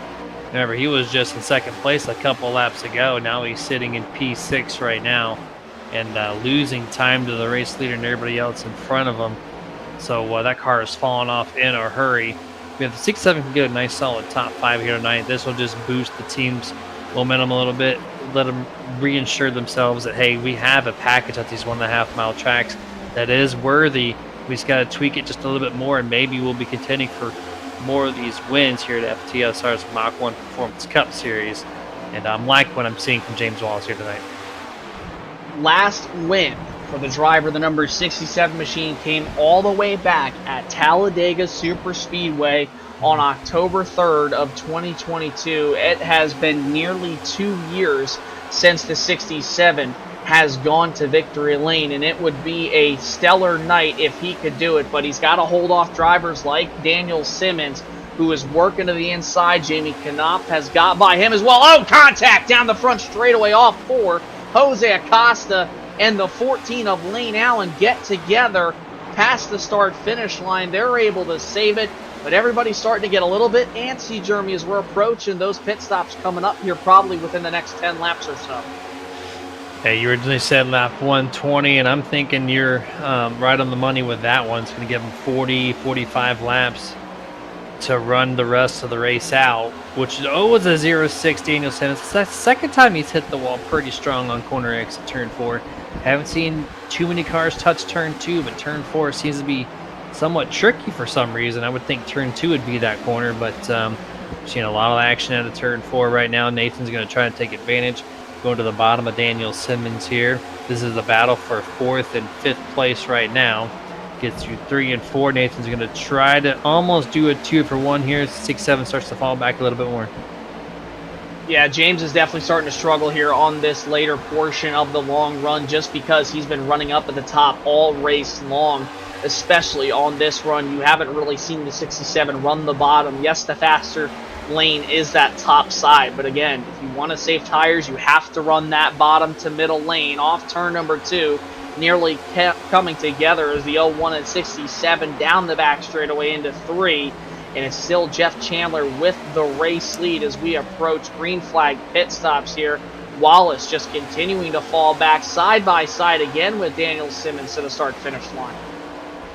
Yeah, I think if you're the 67, you come down a little bit earlier when that window is open for you. Take the loss, get your fresh tires early, and just kind of conserve for the second half of this green flag run. That's basically all you need to do. You've done a great performance so far, but you're still hanging tight inside the top 5 here. You got a whole second and a half almost before you find the 6th place car, the 12 of Jose Grijalva, or Joseph Grijalva, that is. So, and here we go, completing lap 119, coming to lap 120. And Jason, this is where you said earlier, this is where the pit window opens. Yeah, it's going to open either probably right here or coming around to lap 127 in between. I think you're going to start to see guys come down to pit road doing the math. About 50 laps from lap 77 when they last pitted led you to about lap 127. So that should be when you see drivers come to pit road. Here comes the 29 of Jake Euler, who has been pretty much in the back half of this field all race long. Other drivers in as well, but nobody else up inside this top 10 coming to pit road just yet. But I do think, again, Jeremy, we're going to see them here pretty soon. Jeff Chandler has a gap over Jamie Knopp of about a second. And then Nathan Bigard from Jamie Knopp is about 8.5 to 9/10 of a second. Back down into turn number 3 they go. Richie Coy has just not had a night that he wants to remember. He led this race in the beginning portion, but has struggled on basically the edge of the top 10 all night long, trying to make his way back to the top 5. Currently trying to pass Joseph Grijalva while Jose Acosta runs right behind them. And here comes one taker to pit road this time, just shy of the top 10. John Ross making his way to pit road. Yep, going to give up his position to find the service of his virtual crew members here. 3, 2, 1, hits the stop perfectly there for the 21. And this is going to jump him up in positions a little bit. But we'll see how the strategy works for him to get himself back up, maybe well within the top 10.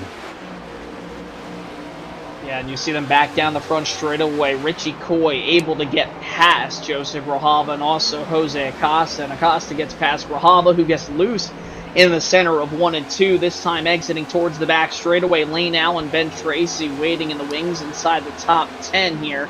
Here comes Grijalva working down to the bottom. He'll throw it down to the bottom side here, entering 3 and 4. And Acosta still working that top side, gets the run off the corner, and we'll get a great run here on Richie Coy down the front stretch as James Wallace and Ben Tracy, Jeremy, they've made their way down to pit road. Pit stops opening up a little bit more here. See the 24, he has fallen off the pace a little bit. We saw him contending in stage 1 and 2 here, and actually winning stage number 2. But now he's sitting here back in 6th place. He's 4.5 seconds back off your race leader. So a huge flip-flop for some of these drivers between stage 2 and stage 3. There you go. You see the 35 Ben Tracy on the left side. Tires right now being changed. 6-7 to James Wallace. Here's number 11 to Tony Solari, someone who we have basically not have talked about all night long here in that number 11. He's coming down pit road by himself.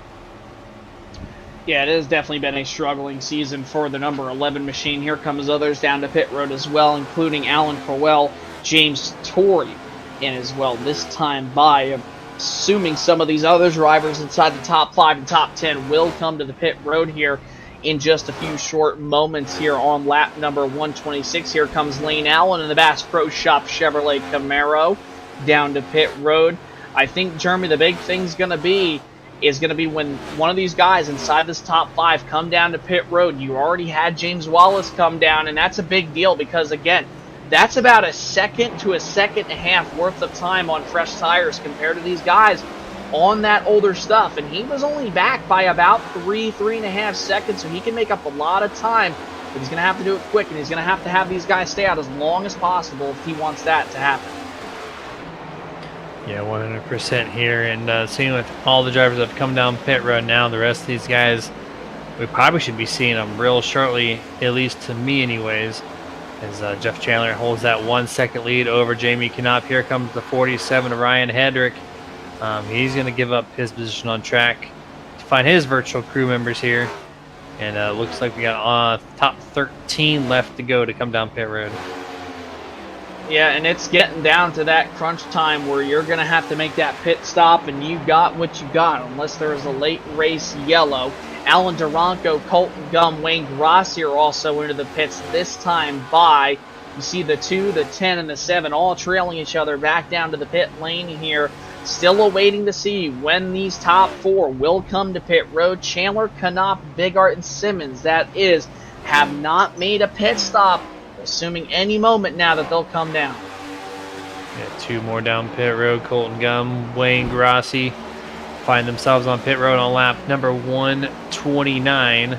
So we're just under 40 laps to go in this Mach 1 Performance Cup Series race at Kansas Motor Speedway.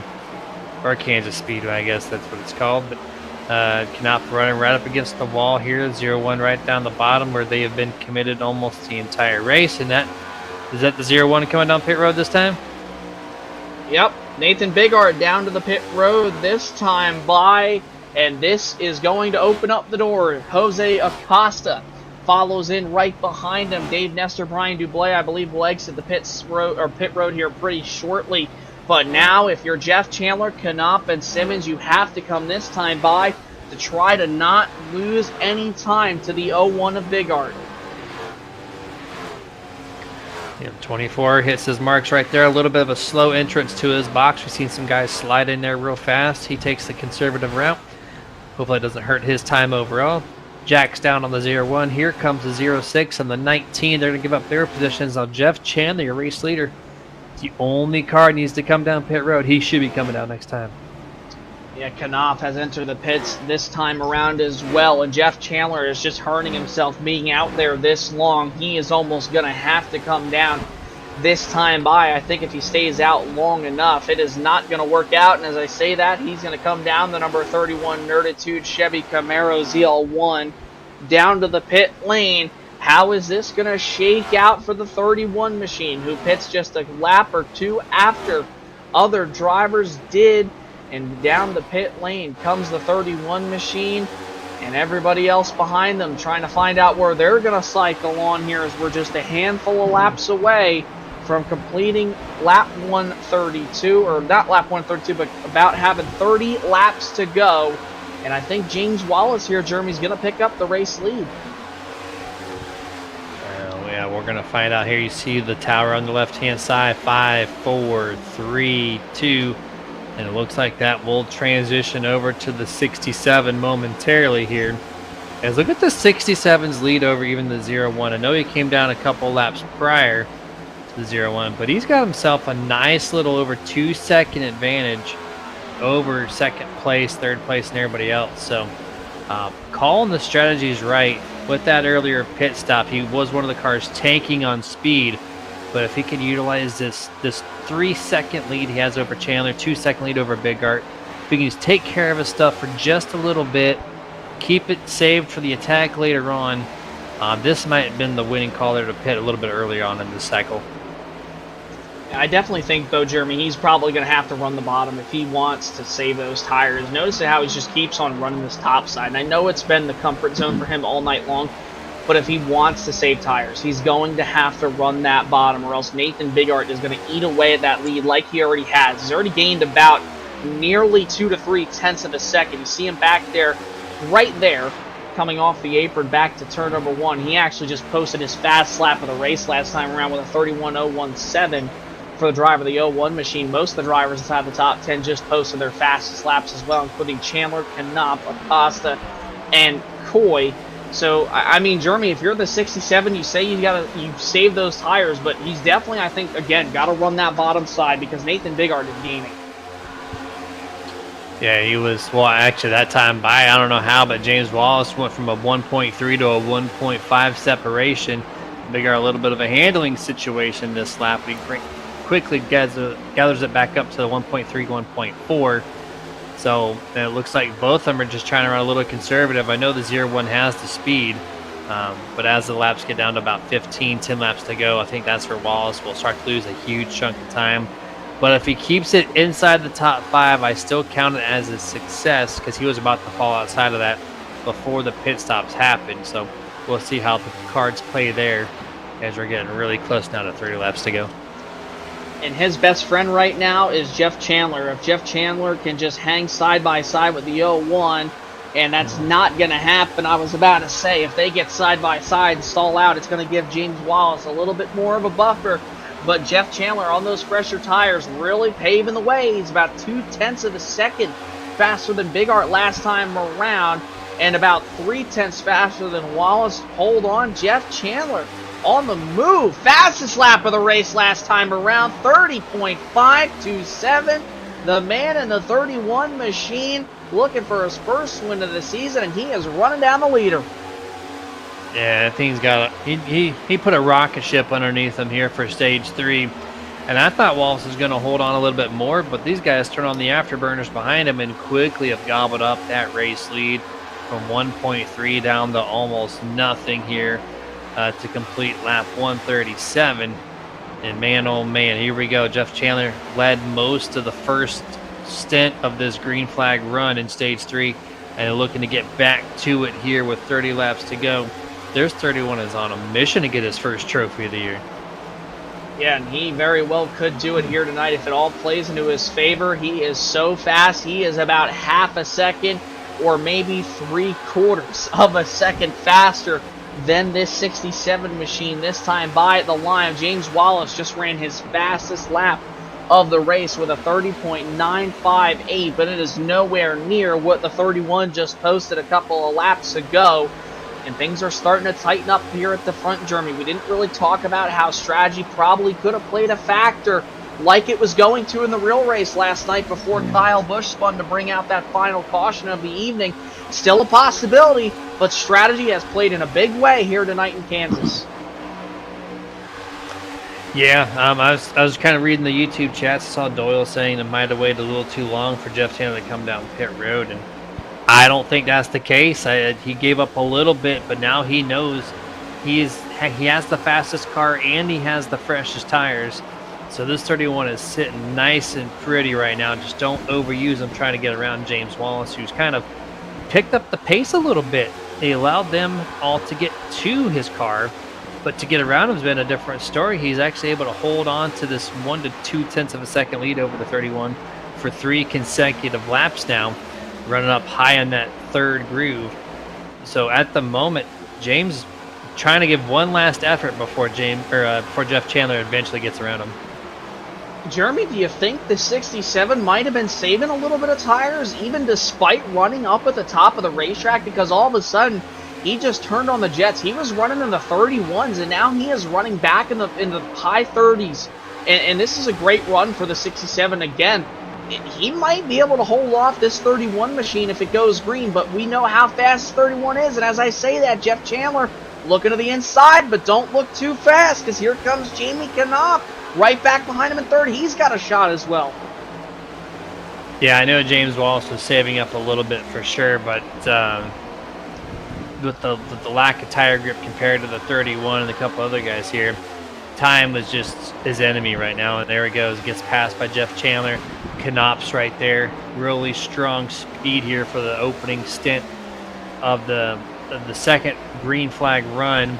In between the green flag pit stops here. Second place now belongs to Jamie Knopf. James Wallace falls back to third. And I think he's going to fall back a few more spots before he gets to, well, after he goes to 5th place, Alan Lane Allen in the 14. He's 3 seconds back of everybody else there. So we got a wreck in the front stretch and cautions out for the first time for an incident, third time overall with the stages. And man, oh man, the number 29 brings it out. Jake Euler on the front straightaway. Yeah, we're going to take a look and see what happened to the 29. He is up and into the wall just even a lap prior. This 29 machine has not had a good night of Jake Euler in that Chevy Camaro. And we're going to take a look and see what happened here into 3 and 4. You can just see he is significantly much slower, gets loose into 3 and 4, and then off turn 4, just loops it around here, overcorrects it, going to go right up into the wall, pow, right in front of the leaders. And that's going to bring out what would be, I believe, our third caution of the evening besides the 2 stages. And Jeremy, this now shakes up everything. Coming down to pit road, everybody's down here. Yeah, huge here. You see VA811.com. Stats so far, 3 cautions, 5 caution laps, and 14 lead changes. That's a crazy amount of lead changes for a 1.5 mile race, showing you exactly what these Gen 7 cars can do here at Kansas. But everyone's down pit road. Yeah, this does change the landscape for sure, especially inside this top 5. It's no longer a tire-saving race. It's now just a short stint, 20-lap sprint to the end. And the long-run cars that we saw come forward in Stage 3, they might have a little bit of a problem now with the short stint cars there from Stage 1 and 2. And Jamie Knopp wins the race off of pit road. I believe it might have been a 2-tire call on the 48 machine considering how quickly he got out of the pit. So he looks like he is going to win the race off pit road. And it was indeed a 2-tire strategy call. And look at who is up in front. Colby Mice. Mr. Colby Korn is the race leader right now, and the number 9 machine might have to come to the pits. We'll see where it all shakes out. Real quick, we'll take a quick break for the final time here tonight.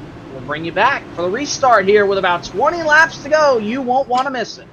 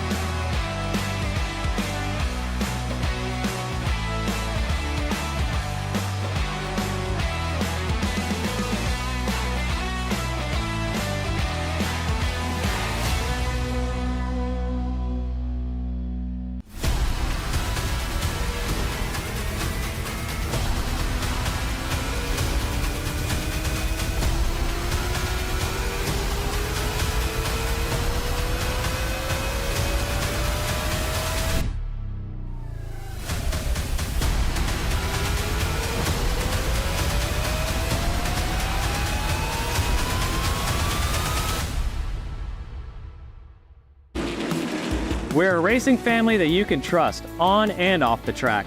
Here at Hercules Foundation Repair, we are here to help to schedule your free inspection.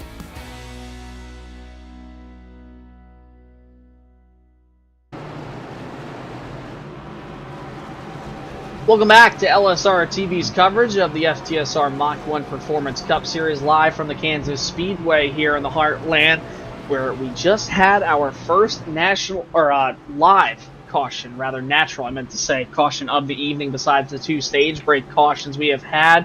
Jamie Knopp won the race off pit road with a 2-tire call compared to everybody else who took 4, but Colby Mice has elected to stay out, who pitted on lap 129, trying to see what he can do. I don't think it's really going to work out for this number 9 machine here, Jeremy.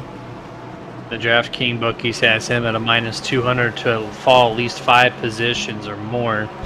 And you're going to see that happen real quick. 20 laps to go. I give him 5 laps for 5 positions, but I don't know. Maybe he's got a rabbit in that magician's hat to pull, and maybe he does something amazing with it. We're going to see green flag is out, comes in at the very edge of the Geico restart zone. Tire spin from Ben Tracy and Brian DeBlay far in the back. But you see the 9 does not get a good start. Jamie Knopf's going to take sole possession of the race lead. He's going to check up Jeff Chandler to turn 1. And Jeff Chandler's got to find a way around him. He'll go up to the middle now, almost up to the top to block James Wallace. Still cannot get around the 9. Now he goes down to the bottom. The 9 is going to be probably put in a sucker hole here come turn number 3. You see Wallace all the way up at the top, and Jamie Knopf is now trying to run away with the race lead. Oh, no, and James Wallace brushes the wall off turn number 4. Loses a lot of positions down the front straightaway. They're nearly 4 wide through the tri-oval. Back to turn number 1. Everybody fighting and clawing for every position here with just 19 to go. Man, my heart is broken right now for James Wallace in that 67. Dominant run for his car tonight. And to get the 20 laps to go on a restart and tank it into the wall and fall back into 10th place. What a shame there from the 67. But we're all momentarily single file for the top 5 or 6 right now. Knopf's got a nice little 0.3 of a second lead over possibly, contact heavy, number 11, Tony Solari, bangs off the wall just before turn 1 entrance.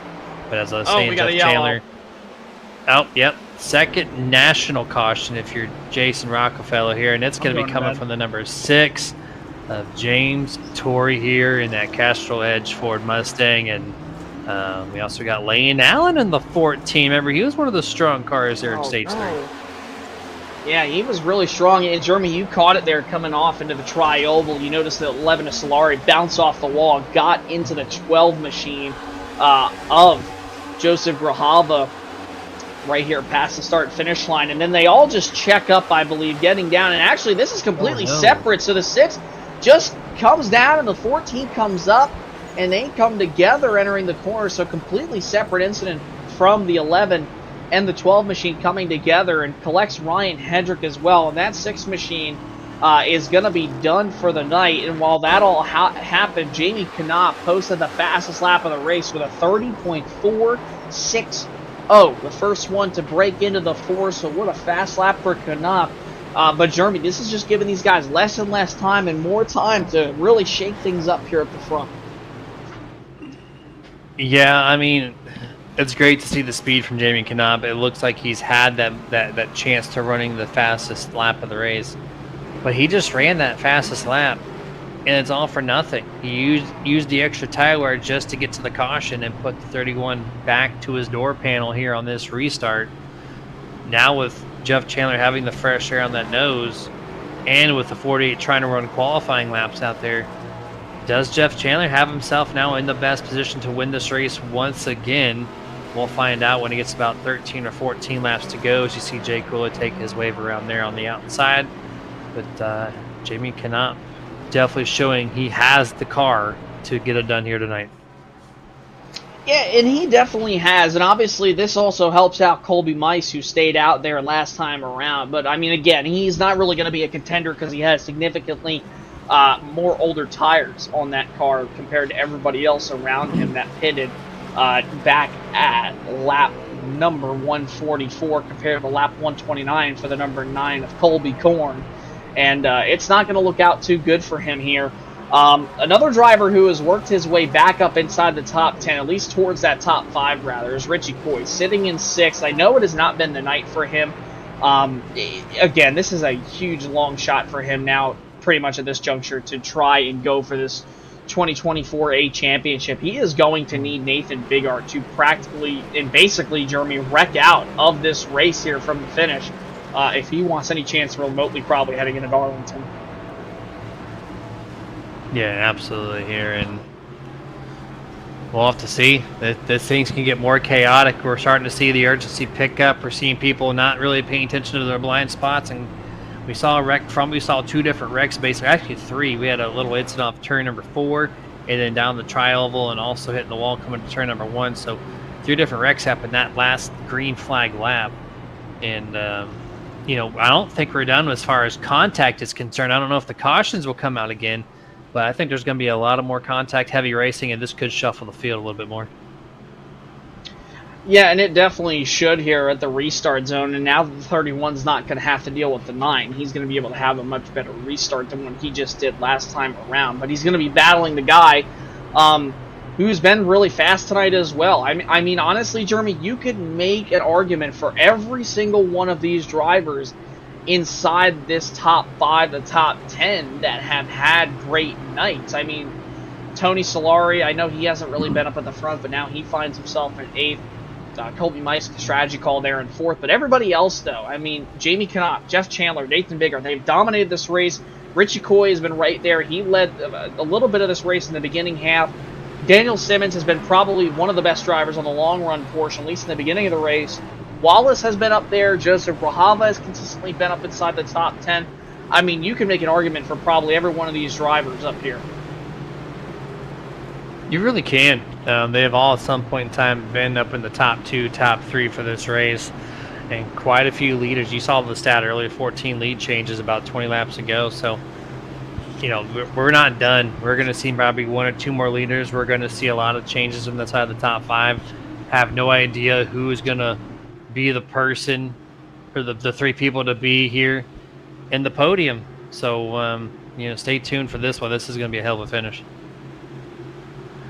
Yeah, this is definitely going to be one heck of a finish, and it should be an interesting one. Charles Wooten, heard you just said something to me in my ear, man. You said you just talked to one of the drivers. What do you got for us? I actually went down to talk to a couple of them. Talked to, all the guys down there and Fury, Brody, and all them, and they're doing what they can. They're doing their team thing. I talked to Colby and asked him, I said, what in the world were you thinking, Colby? He said, blanket, we're going for it, is all he said. That's all he said. He's going to be restarting 4th here. We'll see what he's got with those older tires. Green flag is back out in the air and actually gets a decent start in that number 9 machine, right back behind the number 31 machine of Jeff Chandler, back to 1 and 2. Nathan Bigard, I think, thought about going to the middle there, but Jeff Chandler quickly closed the door. And now the 31 machine falling back a little bit, may have missed a shift going into turn number 1, falls all the way back to Jose Acosta in 4th, while Daniel Simmons looks for a way around him. Jamie Knopp has the race lead, back to 3. It's amazing how one caution can change the complexity of any race. Look at the 2 and 3 wide mid-pack here. Crazy first lap of this restart, spread out across. Ooh, more contact. Looked like Tony Solari once more hit the wall there coming to turn number 1. Some miscues there lately going for Fury Motorsports driver, but still remain green. And yeah, the 31 big miss there on that restart, and it's gonna cost him, but he still has a little bit of time to get up there. Yeah, and he's got a little bit of time to get up there. Everybody fighting and clawing for positions again. Off turn number 4, shuffling almost 3 wide. Josh Johnson gets a big shot from Dave Nestor coming into the tri-oval. They're going to go 3 wide. Dublé and the 36 machine make contact, or rather the 35 of Ben Tracy. Everybody shaking everything up here down the back straightaway with just 11 to go. Look at Tony Solari trying to make his way up through this top 10. I don't know how Ben Tracy and Brian Dublé did not wreck each other. They hit each other so hard door to door, and they still remain straight. I'm really surprised by that, but here we are, just 2 by 2 by 2 for inside, or just outside this top 10 area here, as the leaders are almost single file on the front straightaway this time around. 10 laps to go. Things are getting crazy out here in Kansas. Things are getting crazy indeed, and Jamie Knopp has about a 4.5 gap, now 5 over Nathan Bigard up at the front of this field. It should get interesting. Does anybody have anything for Jamie Knopp? Everybody shuffling around throughout the back. Colby Mice continuing to drop positions. Colton Gum just turned the fast lap of the race with a blazing speed, or time rather, of 30.258. He finds himself in 8th right now, trying to work around the 67 of James Wallace, back down the back straightaway. And Jeremy up at the front. Jamie Knopp pulling away just a little bit more from now Jeff Chandler, who's moved up in the 2nd. Clean air a little bit on the nose of the 31 there. Let's see what he can't do to get to Jamie Knopp, which you noted right before that caution. He ran the fastest lap of the race at that time, so It's going to be a tough hill to climb for the 31, but it's getting really racy for 3rd, 4th, and 5th. Jose Acosta slams the back bumper of Nathan Bigart there on the back straightaway, gives him a little momentum shove to clear the 0-6. 24 is going to try to clear Daniel this time, and here comes Richie Coy looking to get in the picture. Richie Coy looking to get around them, and remember, he has not been inside the top 5 since he pretty much fell out of it now, and he works through 1 and 2, trying to get to that 0-1 of Nathan Bigart and also everybody else as well. But with 7 laps to go, time is running out, 6 remaining this time by, and Jamie Knopf is still just running away with this. The gap now nearly 7/10 of a second. Exiting turn number 4, will we see a yellow? Will we see this race go green? Coy to the inside of Simmons now for the top 5 spot in the 1. Still a lot of good racing through this field here as we're getting down to the nitty gritty, and Richie Coy gets tight, almost makes contact with Daniel Simmons. It does a good job to keep off the left rear fender, back it down, go single file once more through 3 and 4 here between these two. Jeff Chandler falling off 0.2 of a second from Jamie Knopf just a couple of laps prior as the sun is gleaming on this track right now. Here we go, 5 laps to go. 5 laps remaining from Kansas, and Jamie Knopf continuing to pull away from Jeff Chandler. Does he have anything for him, or will it be Knopf taking home what would be his 3rd win of the season here tonight? You see Coy trying to get around his teammate Daniel Simmons, who's still looking for that 1st win, but it doesn't look like it's going to happen here tonight unless something happens here. You see Knopf all the way up in front of the field, still leading this race. Jeff Chandler back by nearly a second. He's going to have something happen, I think, Jeremy, if he wants a chance. And here comes Bigart now looking to the inside, entering 3. He needs another caution. He needs to come down for some tires if he wants to compete right now. He just does not have the car.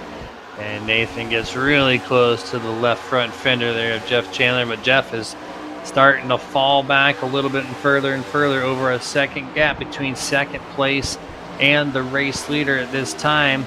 Nathan almost has a good opportunity to clear, and no, they think they make contact that puts Jeff Chandler into the wall, into a tight spot we got a there. Caution is out. Looks like John Ross in the 21 with the 2nd caution of the night for himself, as so as the number 11 of Tony Solari, who just elects to bring it to the garage. Not the season so far in 2024 that the 11 of Tony Solari has wanted, and now this will bring us to our first FTSR overtime attempt, or green-white checkered finish, you would say, rather. Into turn number 1, you'll see the number 11 machine up in the middle, just gets pinched and just tries to maintain the position, but ultimately clips the 21 machine, brings himself up into the outside wall and collects Ben Tracy, who was having a great run up until the last couple of cautions, and unfortunately that looks like it's going to be the end of the night for him. And now, Jeremy, question is, do you pit?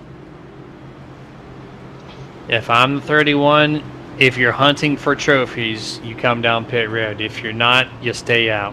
There's no chance of him winning in this race, I don't think, unless he can somehow get a great restart. 48's going to at least fake. Yep, he's going to fake. I didn't think he was going to take that. Richie Coy, though, looks to be the first one to hit down pit road, so we're going to see how that plays out.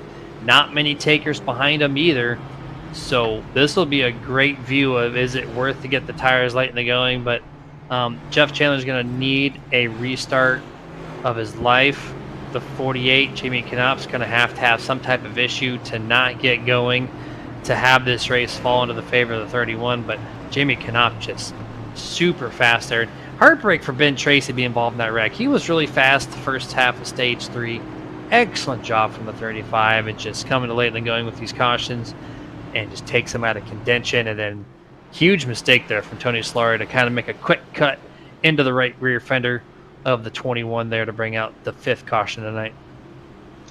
Yeah, definitely a tough break for the driver of the number 35 machine. A couple drivers went down pit road last time around, one of them in particular being Richie Coy, who looks like is going to restart probably in this 15th to maybe 13th or 14th spot when it all cycles back around and group them up for the restart here. So we'll see what he's got on 4 fresh Goodyear Eagles, but I don't think it's going to be enough for the win, but he could pass a few cars to get some points, but might even lose some from where he was going to finish. But Jeremy, I mean, pick him out of a hat, man. Who do you got? I just, it's hard to not be biased and choose this 48 machine. He's been so strong on the restarts. He's been so strong all night long. I think it's really hard to go against this 48 machine for this, what would be possibly the final restart of the evening. Yeah, there's really no other answer. It's the 40 that cannot. It's just this back half of Stage 3 has been just wonderful. And the way he's performed on these short stints, it's just the 48's way too fast.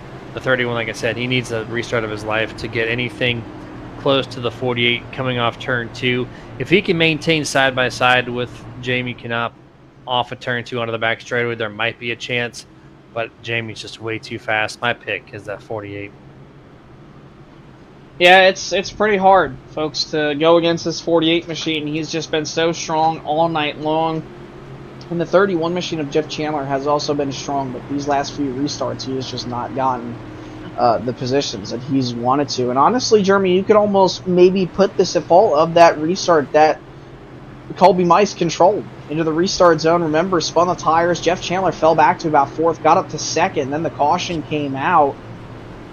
I mean, if Jeff Chandler could have gotten by that number 9 machine quicker, he could have been the race leader right now, but it just did not happen that way. Yeah, I put him in a little bit of a situation to use up a little extra tire to get back around, back to 2nd place.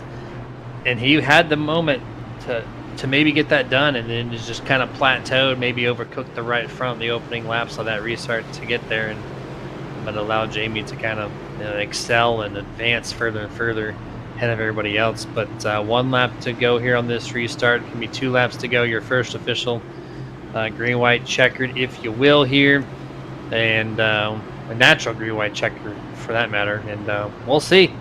48 takes the bottom, 31 takes the top. Very normal choice, I would say, in this position. The bottom seems to be restarting very well right now. Do not go against that. It's a good lane choice by Jamie Knopp.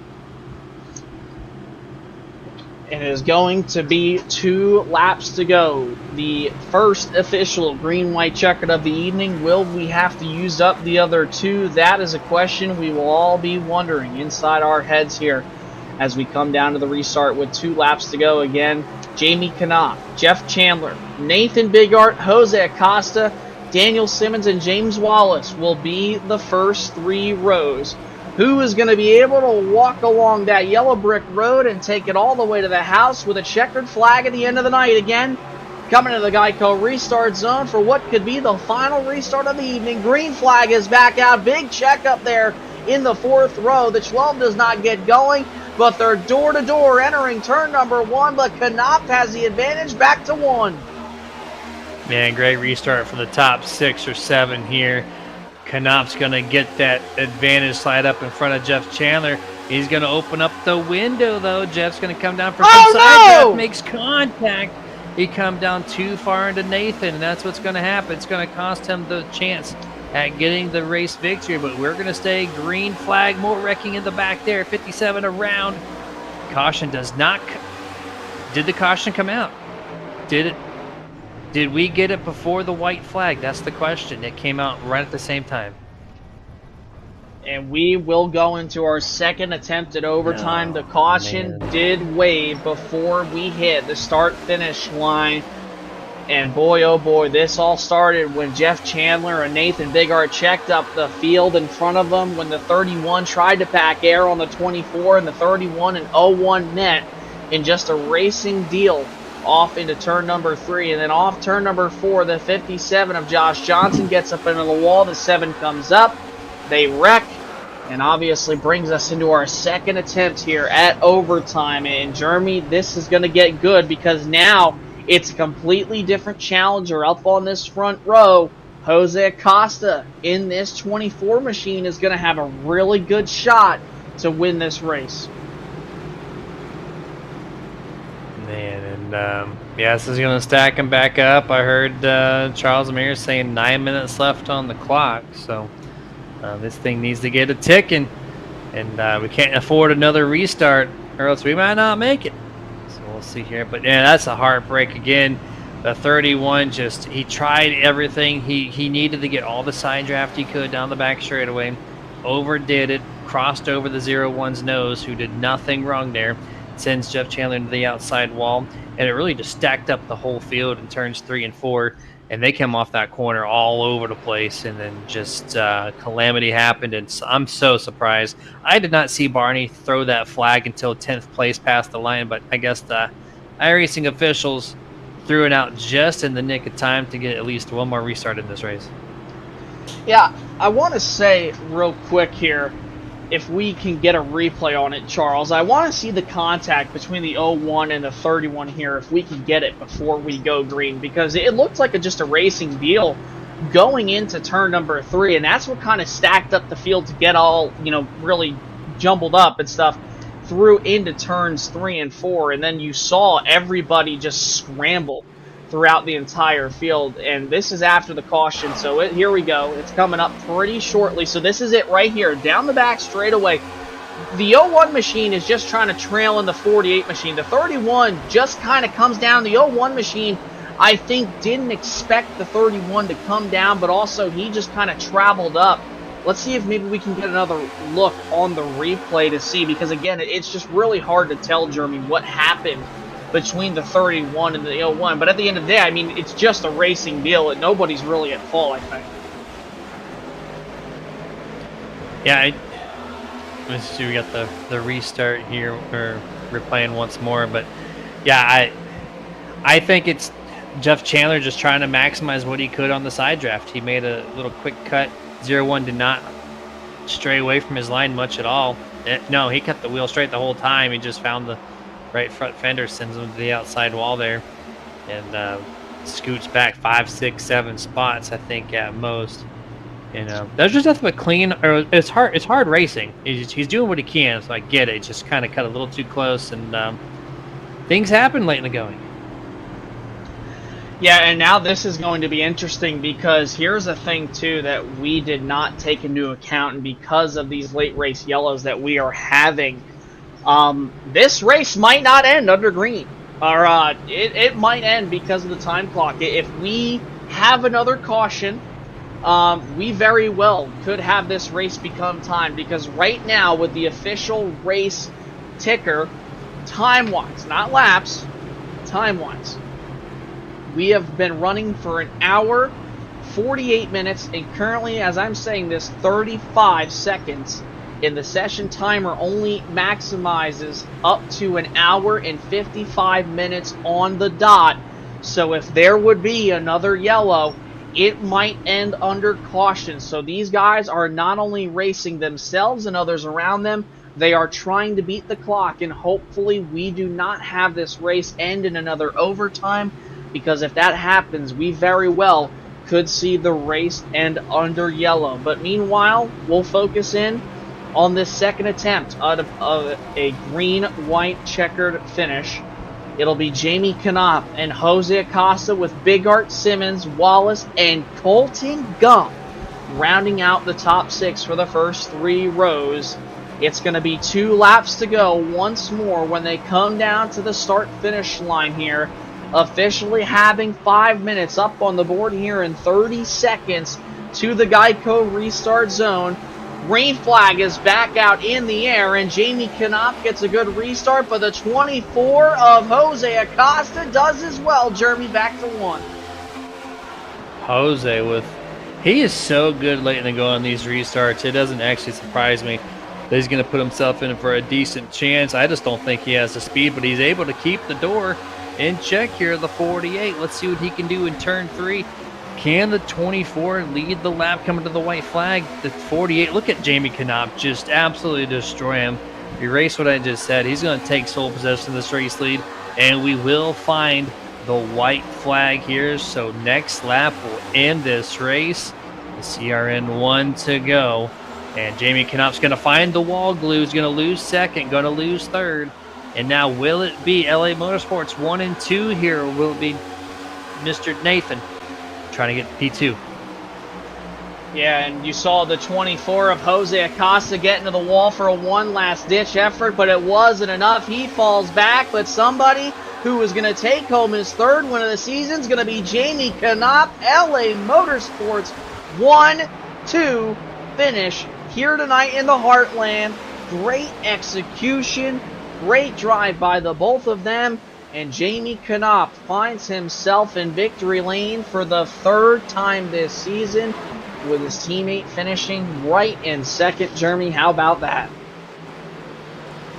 Excellent showing from that team, man. Oh man, they had it going early on in stage 3, and here they are. Actually, I take that back. Stage 2, and then stage 3 about midway through, they just showed up once more and took over this race late in the going, and well-earned victory here for Jamie. He's gonna burn it down big time, and this will be a great time to go over the unofficial results. Yeah, we'll take a look here at the unofficial race results presented by LiveSimRacingTV.com. Jamie Knopp again picks up third win of the season. Daniel Simmons still searching for that first one. He comes home P2. Nathan Bigart, with the finish he had here tonight, will probably maintain that point gap and will more than likely win the title next week, but you never know. Jose Acosta fourth. Colton Gump, great run in the top 5 for him. Joseph Grajava 6th. James Wallace manages to come back for 7th. Richie Coit 8th. Dave Nestor in 9th.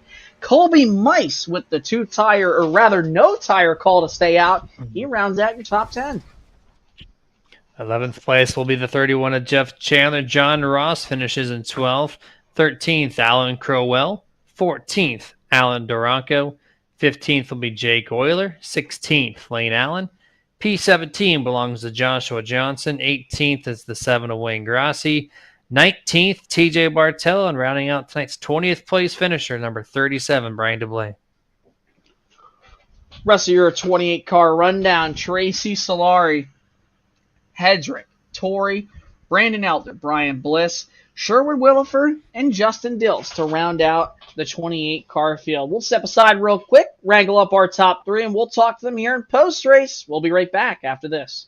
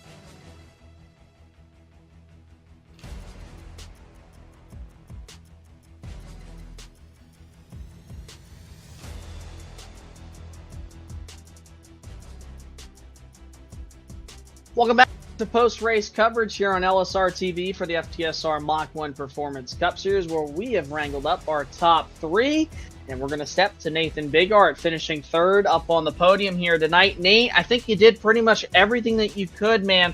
We talked about last week how you needed to come out here and have a good run. You did that. Richie struggled a little bit.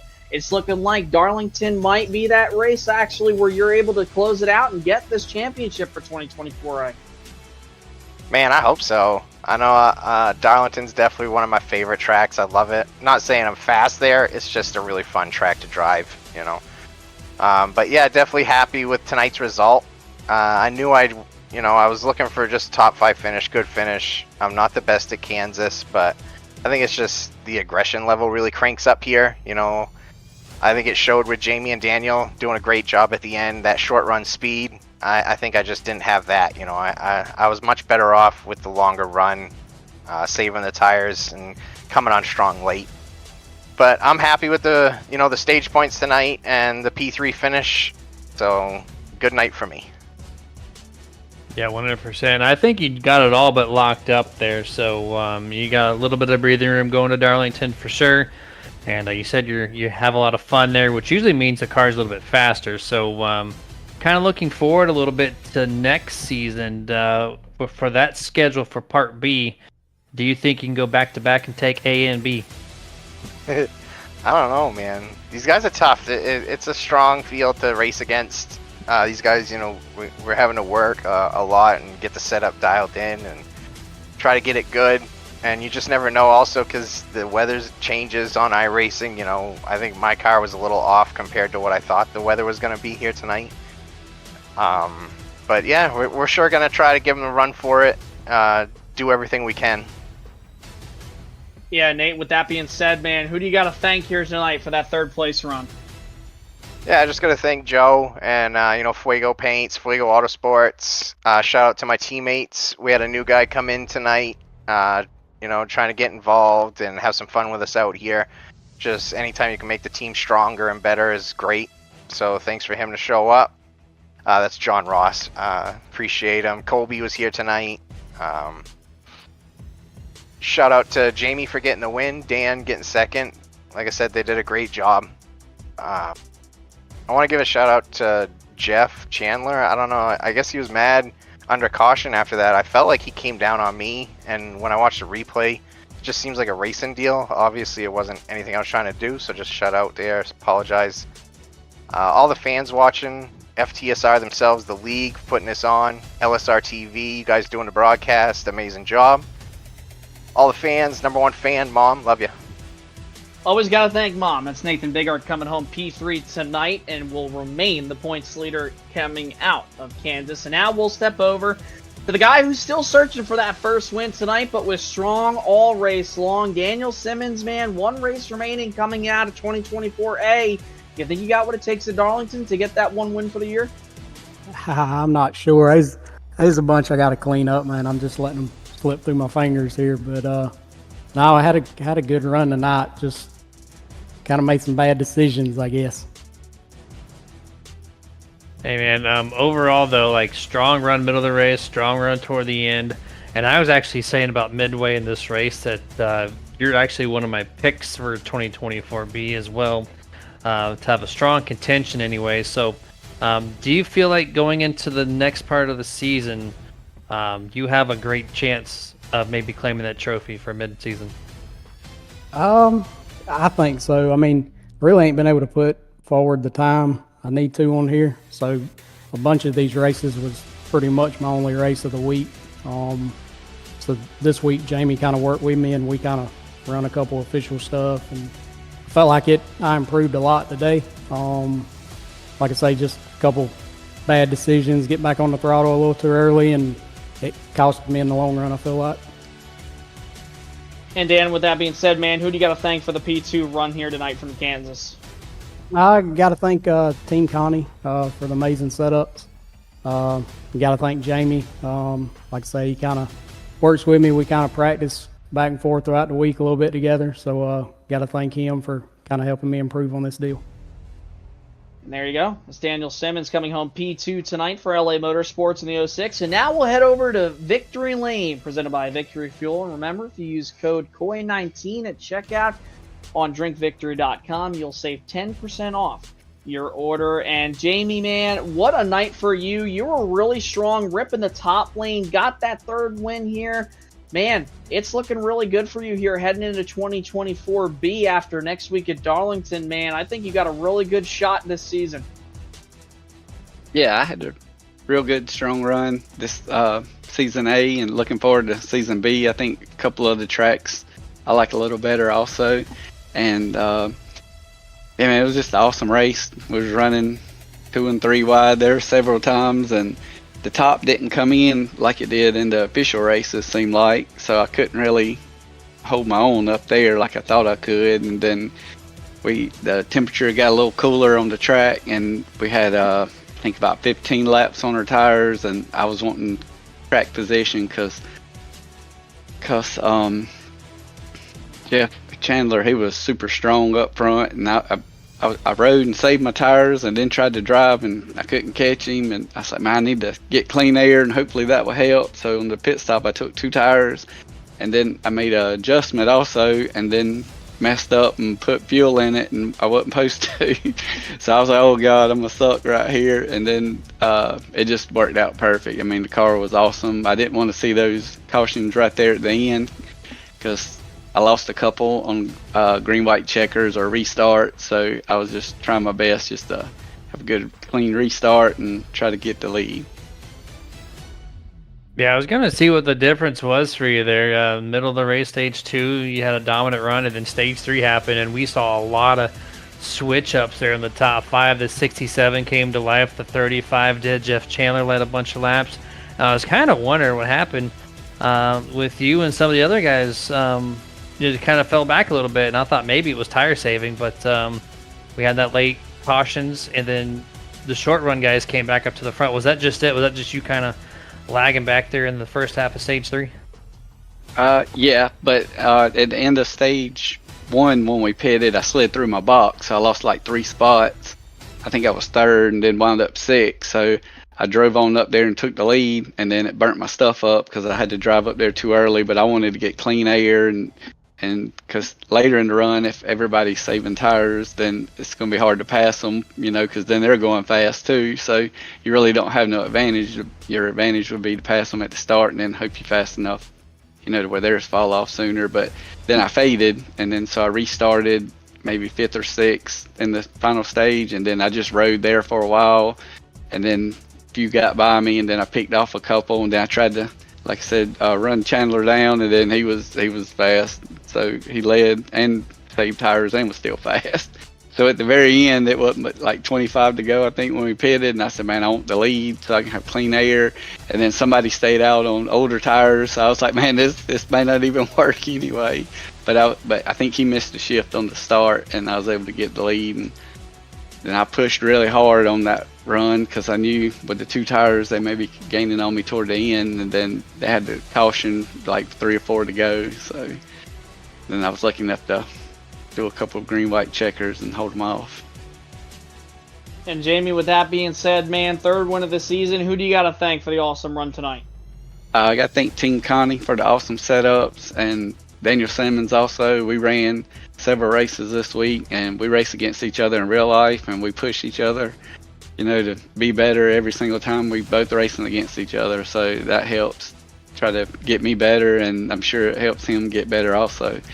And so thank him and Ben. He ran a couple races with us and tried to get ready for the night. So always looking forward to Monday nights and racing with everybody. Well, there you go. There's Jamie Knopf coming home with his 3rd win of the season tonight from Kansas. And Jeremy, it was a really interesting race, strategy-filled, drama, really just all around your typical mile-and-a-half style race. And it really was a good one for sure. Yeah, I had high hopes about this one, especially from yesterday's Cup race, and there was a lot of good, solid racing throughout this entire 167 lap event tonight. So well done for everyone out there in the FTSR Mach 1 Performance Cup Series, and they're going to have a great show next week in Darlington. One race remaining in 2024A. Can Nathan Bigart take home the 2024A championship? We'll find out 1 week from the Lady in Black. For everybody at LSRTV, Jeff Stabnow, Charles Wooten, Jeremy Stanley, FTSR with Brody Hanna, Drink Victory Fuel, and also iRacing for providing us with the platform. I'm Jason Rockfeld saying so long from Kansas. We'll see you 1 week